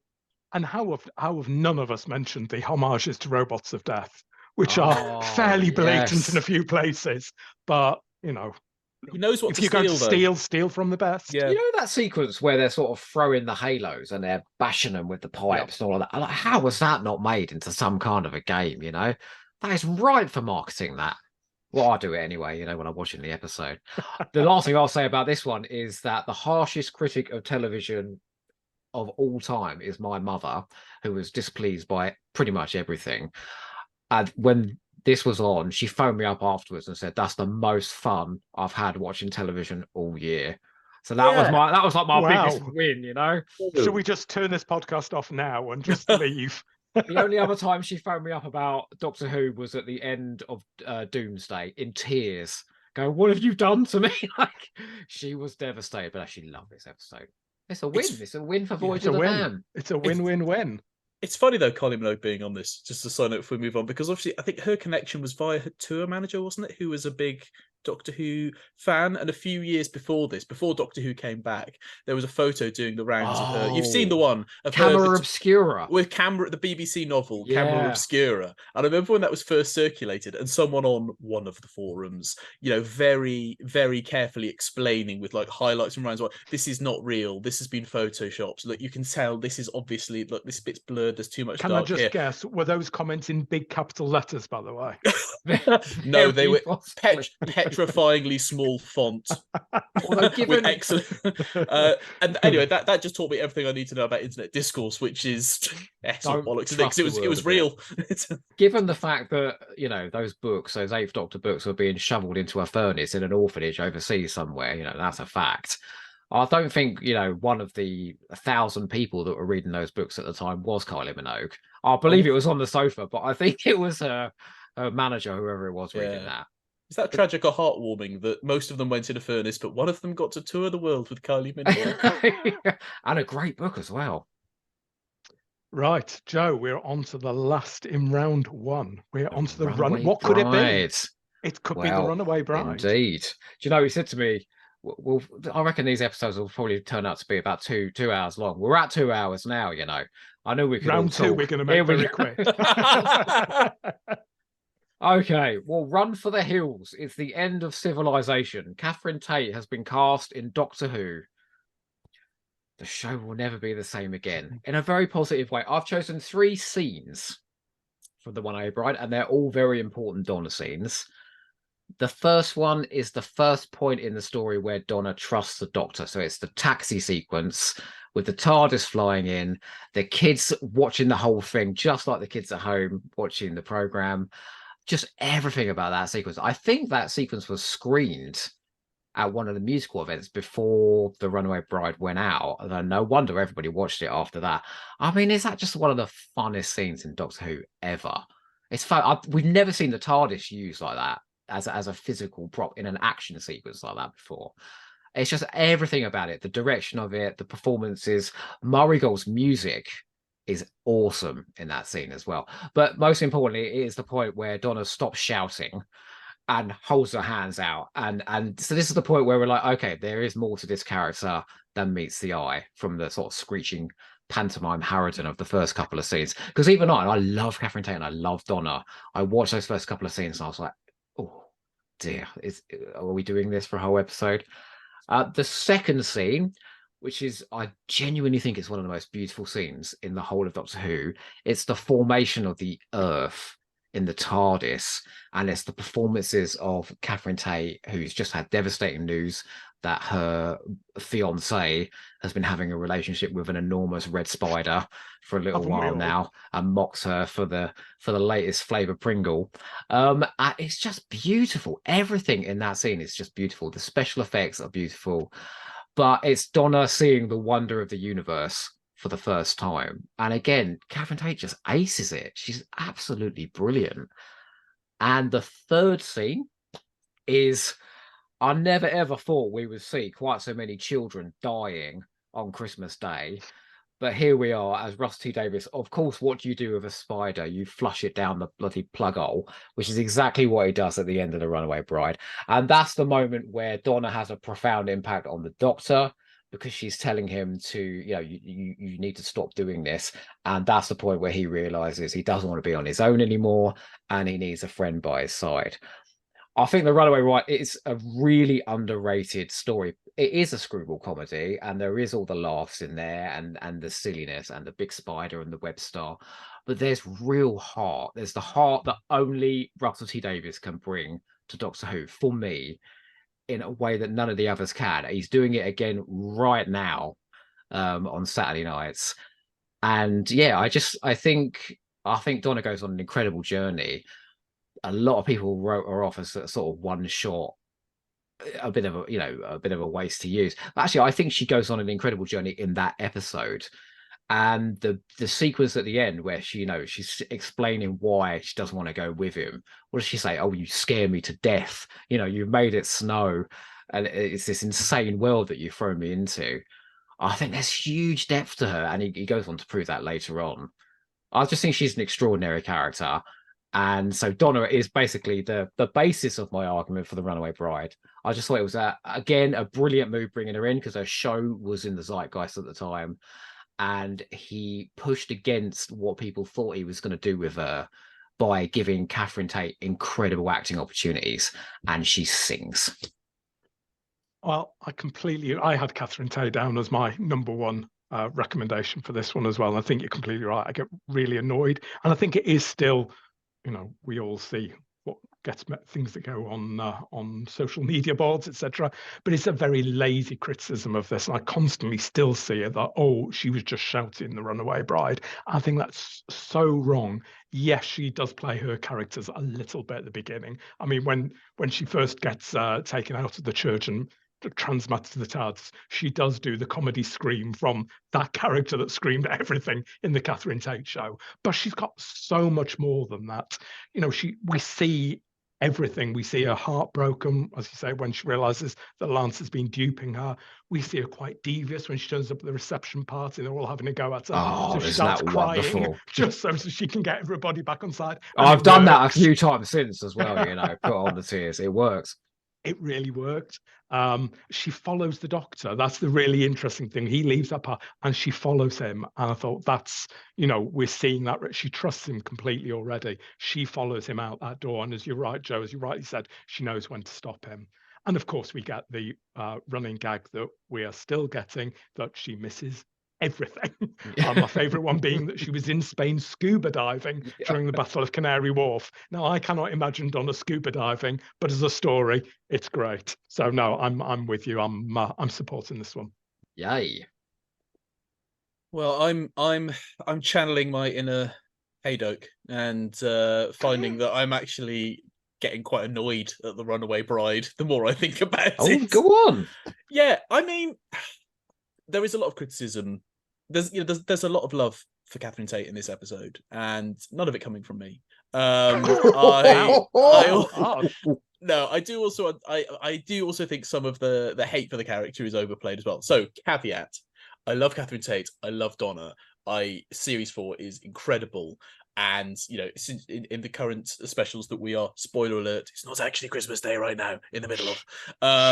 She's fantastic. Santa isn't real next. Why would I say something so obviously not real, Rod? Moving swiftly on. Anyway, and fantastic. What I would say is the tragedy of Journey's End relies on how horrific it would be for Donna to become the character that she is in this episode again. But I don't hate her. I think in some ways I don't get it either. I do think people accuse you being shrieking, being shouty. It's overplayed. I think she just leaves me cold. I think I just don't feel anything for that character, and I don't think it's her even necessarily. It's certainly not Catherine Tate's fault because she's magnificent, and I don't even necessarily think it's the function of the character. I think there's some bigger problems with this story. Number one is that it's a screwball comedy that I don't find funny, and I don't mean that in the sense of like it's not my type of humor. I just don't laugh at it. There's just no bit where I find it funny that, oh, come on, spaceman, okay. If you say so. It just leaves me a bit cold. It's not even the bit where she's trying to hail the taxi and they're like, they think I'm in drag. Oh man, I love that bit. It's just okay. I don't know. I can't. It's humor's one of those things. Comedy, horror, porn. If you don't react to it in the way you're meant to, you can only really, explain that in retrospect. And it just doesn't work for me. We'll talk. I just went backwards. But that's one thing, and that is undoubtedly just a personal thing for me. It just the jokes just don't land, and I think even more so as time goes on. I think there's a certain type of Russell T Davies comedy writing as well, which is he can be incredibly funny, and I've hooted and laughed.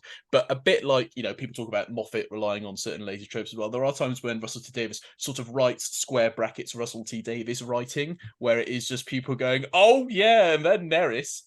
They go, it's got those bits. It's got this. Well, actually, no. Nerys is a bad example because I actually think the Nerys running joke is brilliant. The viper in the nest. Nerys. I shouldn't have mentioned Nerys because the Nerys joke is actually brilliant. But I think the bigger issue for me is the one that you raised as a point, which is it's a story that ends with Doctor Who murdering a bunch of children, and the story, and that isn't very Christmassy. But also there's an element to which the story deals with this, and the story wants to deal with this. The story wants to say, no, stop, you've gone too far.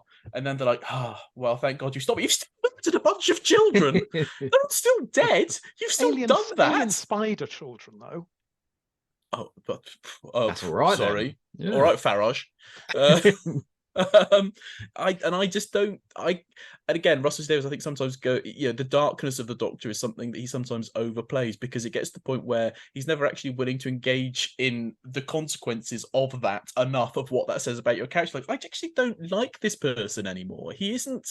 To what extent he should be a hero in the Gussie sense is wrong, but this is an actually bad person to the extent that 50th anniversary, there was a whole thing built around the idea of imagine what awful things the Doctor might have got up to when we weren't looking. Well, look what he did. We were looking. You know, this isn't even like a Remembrance of the Daleks or Dodge where he's tricked Davros into doing the thing that he didn't want him to do. He's literally just killed a bunch of children.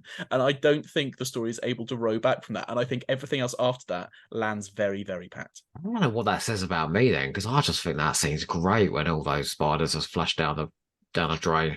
I suppose it depends on your relationship with spiders. And children, if I'm And honest. children. Yeah. Oh, I think we better move Given swiftly what I on. said earlier. I Yeah. think let's move swiftly on. So it's one also, Toby, you have the casting votes. Come on, No, Toby. Pull your hat down over your head. It's Russell. Is it a I mean, yay it's- or a nay? It's such a tricky thing for Doctor Who, isn't it? Because the baddies have to be vanquished, but we always like that sort of moral sort of get out of going, well, the doctor has only had to kill them as a last resort, or has got somebody else who can conveniently do it, or whatever. And you know, much in the same way that, you know, you can shut off parts of your brain and go, well, I'll kind of pretend that didn't happen. I think certainly the way that I view Doctor Who is you know, full of conflict and contradiction and maybe even hypocrisy of going, well, no, I see the Doctor in that kind of way, but to do that, I have to ignore the fact that the Doctor did this, that, and the other.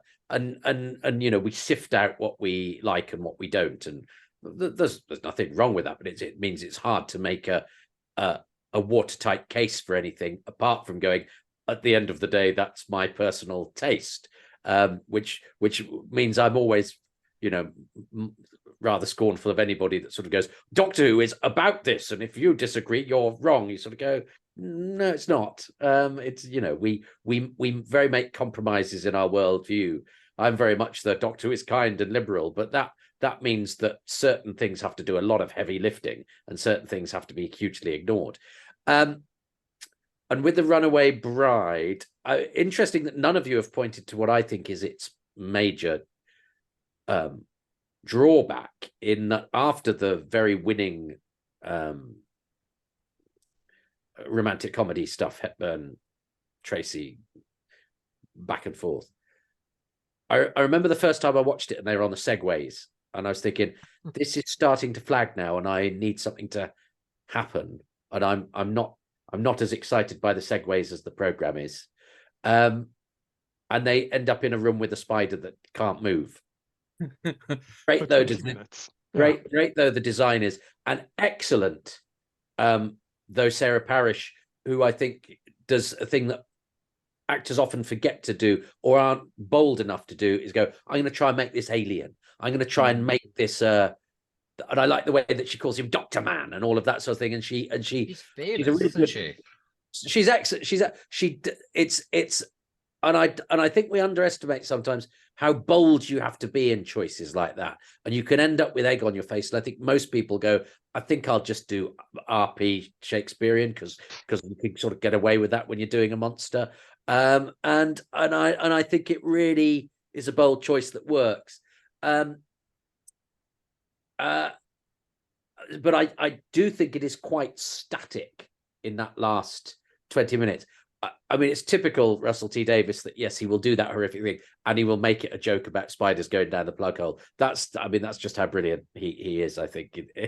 That's that sort of cheeky power that he has. But I do love it because I do really like Catherine Tate. I do think that TARDIS on the motorway sequence is one of the great sequences in all of Doctor Who.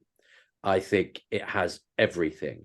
And it's would have been really hard to put. It's technically brilliant, but it's also full of wit and full of invention. Even the kids who are non-speaking supporting artists going chop chop, it's all absolutely cracking. It's a virtuoso sequence, and I adore the way that she says Santa's a. I was just going to say that to you. We were talking earlier, weren't we, about line deliveries? I think that and I'm going to get killed by a Christmas tree are two of the best. Yeah, absolutely.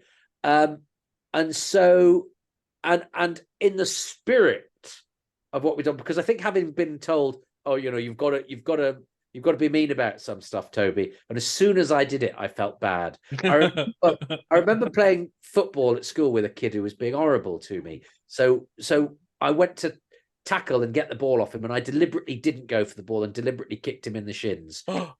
because he'd been such a rotter. And I've regretted that ever since. And every time I think about it, I feel sick because it didn't give me the catharsis I thought it would. It was an objectively mean thing to do, even though I feel like I had a justification. And what it did to him was unkind and unfair and did not become me. And it didn't give me the feeling of satisfaction that I thought it might. And I have to say, I'm feeling exactly the same with you guys having told me that I had to be mean about a story. I was then, condemned the Christmas Carol and then immediately felt awful. You were reveling in that, Toby. You were reveling in it. Because it's I've never respected you more. I think you should stop now. Exactly. I need someone to stop me. No, I need someone not to start me. Is what I think. Yeah. I only become evil under the influence of others. So, in the spirit of my Christmas Carol journey, having had the ghosts of Christmas past, present, and future come to haunt me, I mean, I'm pretty 50-50 with Runaway Bride, and I think it's very much a game of two halves. But if I'm 50-50, I have to go, then I will err on the side of benevolence. If in doubt, I think one always must celebrate rather than condemn. Excellent. So we are going to move on to round two, which, given how long we've talked on round one, we're going to make very swift. So we are left with 5 stories. We're left with Runaway Bride, Voyage of the Damned, Last Christmas, Husbands of River Song, and Return of Dr. Mysterio. Just as a small caveat here, most seasons of Doctor Who do tend to be about, 5 or 6 stories long.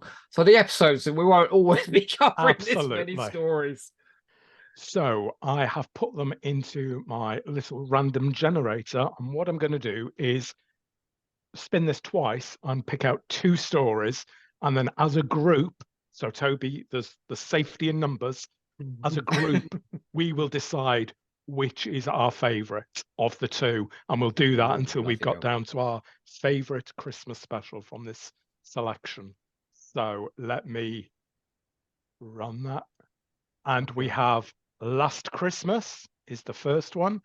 And Last Christmas is going up against, The Husbands of River Song. We have Last Christmas and the River. Well, thing is, did I champion? These were my 2 that I championed. They were. So, you're in a very tough choice here. You know what? I will be bold then, and trying to save Toby from himself, I will leap in first. And of those 2, if I've got to pick one over the other, I am going to pick Last Christmas for the reason, probably most of the reasons I said earlier. I just think the plotting, leaving the general not we audience to one side, I just think the plotting of Last Christmas has got so much cleverness about it, and the dream within a dream within a dream, and the heartbreaking moments of bittersweet, just for me beat the screwball comedy, which I can totally enjoy. But Last Christmas takes me to possibly a darker place, but a place that pushes and makes me think more, and I appreciate that in my Doctor Who. So because it's more cerebral, I'm going for Last Christmas. Well, to make things to maintain the tension, I'm going to go with the Husbands of River Song, because of, as mentioned, the wonderful chemistry between Peter Capaldi and Alex Kingston, and that's the scene. The sunset, the stars can't love you back. Hello, sweetie, the roots of the sunset. I think that scene, that exchange alone, for me, it's just one of my favourite little bits in Doctor Who. So I have to go for that, much as I love Last Christmas. I love both of these episodes. This is really tough. But I'm going to go for Last Christmas as well, because I do think it's a better story. And just for purely personal reasons, this is the last time my nephew watched Doctor Who with me on Christmas Day. We slunk off on Christmas Day and we watched it in his bedroom, and we sat there behind cushions because it was a bit scary. And that was sort of the point where he left the show. And I just have such a great memory of the 2 of us watching it. We never made it to the Husbands of River Song, unfortunately, so I can't put that in as a comparison. It's a personal reason, but it's mine. So, Toby, you are going to be racked with your conscience. Oh, no. It's 2 to Last Christmas, 1 to Husbands. It really is a tough choice, but I have to sort of go on gut instinct and interestingly go for something that wasn't even mentioned, I think, in our first round. And I'm going to go for Last Christmas, if only because Santa Claus, isn't it? Oh, of Nick course, Doctor Who Frost. knows Santa Claus. Cool. And I think it you know, having opened with that very bold gambit, it actually makes that pay off. And it's got a joke about Satsumas and walnuts, and I'm cool on that. I set the challenge when I saw that teaser at the end of Death in Heaven and went, there is no way that Stephen Moffat will ever be able to convince me that Santa Claus is a character in Doctor Who, and I ate my fucking words at the end of Last Christmas. So Yeah. Congratulations to him. And a bonus point as well to Nick Frost for giving a superb performance, because it must be very difficult not to either ham that up or overplay it. And I think he finds the balance beautifully. And for having a nominatively determinant name as well. So It's the only reason he was cast. I couldn't have agreed with him more as well. You remember when he popped in at the end of Death in Heaven, a miserable ending of that episode, and went, no, this isn't how it ends. I was going, yes, okay, great. I thought there was going to be some more after that, but there you go. So we've lost Husbands of River Song. So I've taken it out the randomizer. So let's spin again. We have Dr. Mysterio. Crikey, we're doing all the... Well done, Michael. And we have Voyage of the Damned. Dr. Mysterio, because I'm a perverse bastard. I'm riding high on having convinced you all of its glory. I'm thinking I should run for high office at this stage. Well, I'm going to have you impeached because I'm going to go for Voyage of the Damned just because it's so, bells and whistles, but they're sleigh bells and they're those sugar whistles that you'd sometimes get in your stocking if you're from the 1970s. I'm going for Voyage of the Damned because I also grew up in the 70s and I spent my entire childhood being mocked for loving Doctor Who, and the more people mocked me for it, the more I loved it and embraced it. So I had a childhood of abuse and scorn, and then suddenly to turn on in 2007 and have 13.3 million people watching it and everyone talking about it, I feel a slight sense of vindication. Obviously, nothing to do with me. Thank you, Mr. Russell T Davies, but it made me feel good. So, and it's a great story. It's a rollicking adventure, great characters. So as much as I do like Mysterio, I'm going Voyage. I'm also going to choose Voyage of the Damned, and not for the obvious reason that I prefer Rusty Davies' writing over Stephen Moffat, because I actually think Moffat writes better Christmas specials on the whole, or certainly Christmas specials about Christmas. But Voyage of the Damned is the only episode of Doctor Who that I know that convinced friends of mine, Toby, that are into rimming, to go out and buy Doctor Who magazine for the first and only time when it had Kylie Minogue against the Dalek. And it was genuinely getting people involved that would never touch the show before. So for that reason alone. Is it inter-rimming when you do it around Europe? When you do it around what? Is inter-rimming when you do it around Europe? It's when you're between jobs, isn't it? Only the coast. Oh, fare thee well, Dr. Mysterio. This is like when Wales went out in the first round of the Euros. We dared to dream, and of course we didn't. Sorry, well, it was a hell of an argument all the same. I'm lost. A football reference. Oh yeah, well. Oh, sorry, it all got a bit dangerously. The top level here will be very confused. Yeah. I was fine with the rimming references. Football, you lost me. So, interestingly enough, we're left with the 2 David Tennants that got left to last, which is interesting. So we're left with Runaway Bride, Voyage of the Damned, and Last Christmas. So let's spin that wheel again. And we have Last Christmas playing Runaway Bride. So I'm going to jump straight in and go, obviously, my number one champion is Last Christmas. I'm not going to say any more. It's just beautiful. Well, I as established, I like Last Christmas, and I'm not keen on the Runaway Bride, so therefore my vote is Last Christmas. I prefer Last Christmas, but Runaway Bride has got Catherine Tate in it. I love everything with Catherine Tate in it. No, Last Christmas. Let's be honest. I think it's a better episode. Last Christmas. Yeah, and it's funny. My heart goes in a way with Runaway Bride because of all the things that we said about it, but my head goes with Last Christmas because I actually think if I was to watch, but I think I would go. I think I prefer to watch Runaway Bride, but then watching them, I think I would come out and go, I actually preferred watching Last Christmas. Do you know what I mean? I think it's actually, as a whole, it's probably better. I think Runaway Bride has certain things about it that are glorious, but I think perhaps as a whole, and perhaps if one removes one's and also because I'm keen to advocate for the Moffat era because there's so much about it that is absolutely tip top, and I think I've on occasion just concentrated on two aspects of it that I struggle with, which is the timey-wimey and the sexy wexy, and so I'm gonna choose Last Christmas as well.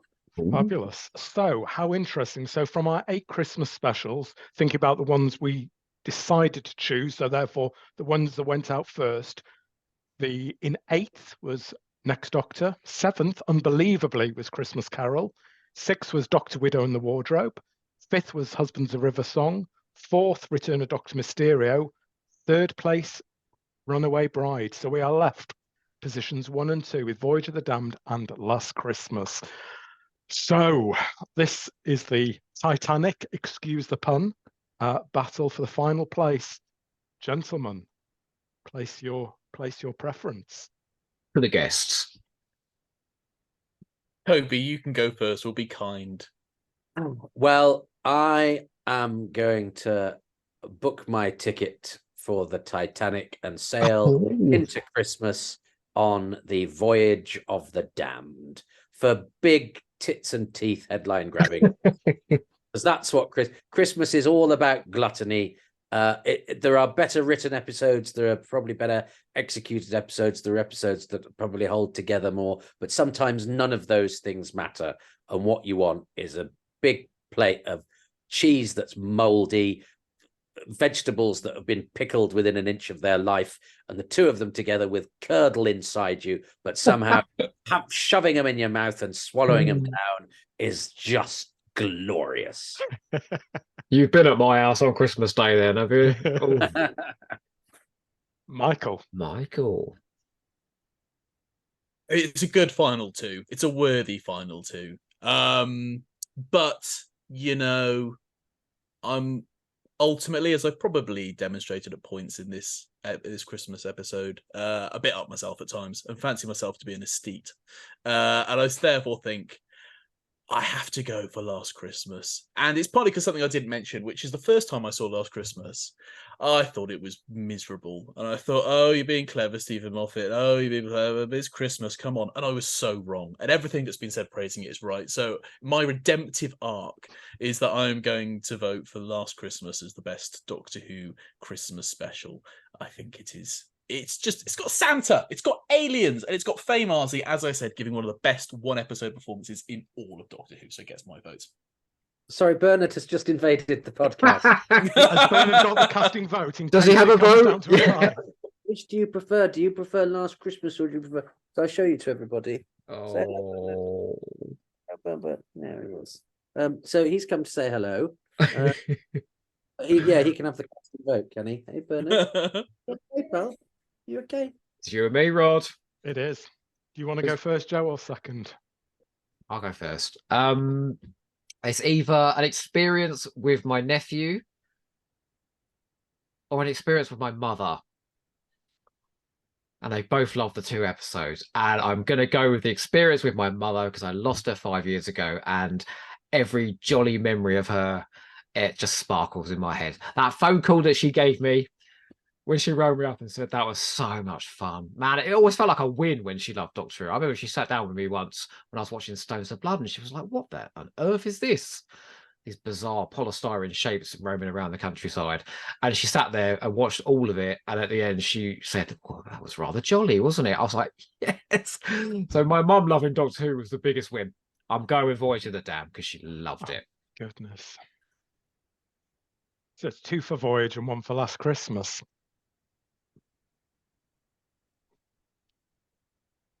I feel I've got to stick with Last Christmas. I don't know how we're going to decide this. I feel I've got to stick with Last Christmas because it breaks me every time I watch it, and it reminds you of your humanity, it reminds you of your mortality, and it reminds you to hold the ones that you love close. And for a TV show that I love to move me and to kind of get that message through to me, I just find it beautiful. And so, yes, I love the horror, I love the comedy, I love the characters, but that heartbreaking scene just does it for me. So it's got to be Last Christmas for me. Fine. Well, gentlemen, it looks, unfortunately, as though we haven't got a clear winner. But hey, in the spirit of Christmas, love is all around. So that's not necessarily a bad thing. If you can't agree on how to play with it, then neither of you should have it. That's the true spirit of Christmas Day afternoon. I've learned that lesson many times. And a lack of consensus between Doctor Who fans kills the breeze. But it's all done in a loving and positive and constructive environment. Okay. Gentlemen, No, after you, Joe. I just wanted to say thank you very much. Merry Christmas. I hope the two of you have been sport rotten, are tucking into some fabulous dinner right now and having a wonderful day. But thank you so much for your time. Absolutely. You've been tremendous guests on our first episode of Strictly. So thank you both so much for your insight and wisdom and wit. You've been magnificent. So thank you. And thank you to everyone at home. Thank you for listening. And until next time, Joe. And what we got to say, keep dancing. Keep listening. I'll keep listening. Keep listening. Happy Christmas. Merry Christmas. Good night, everyone.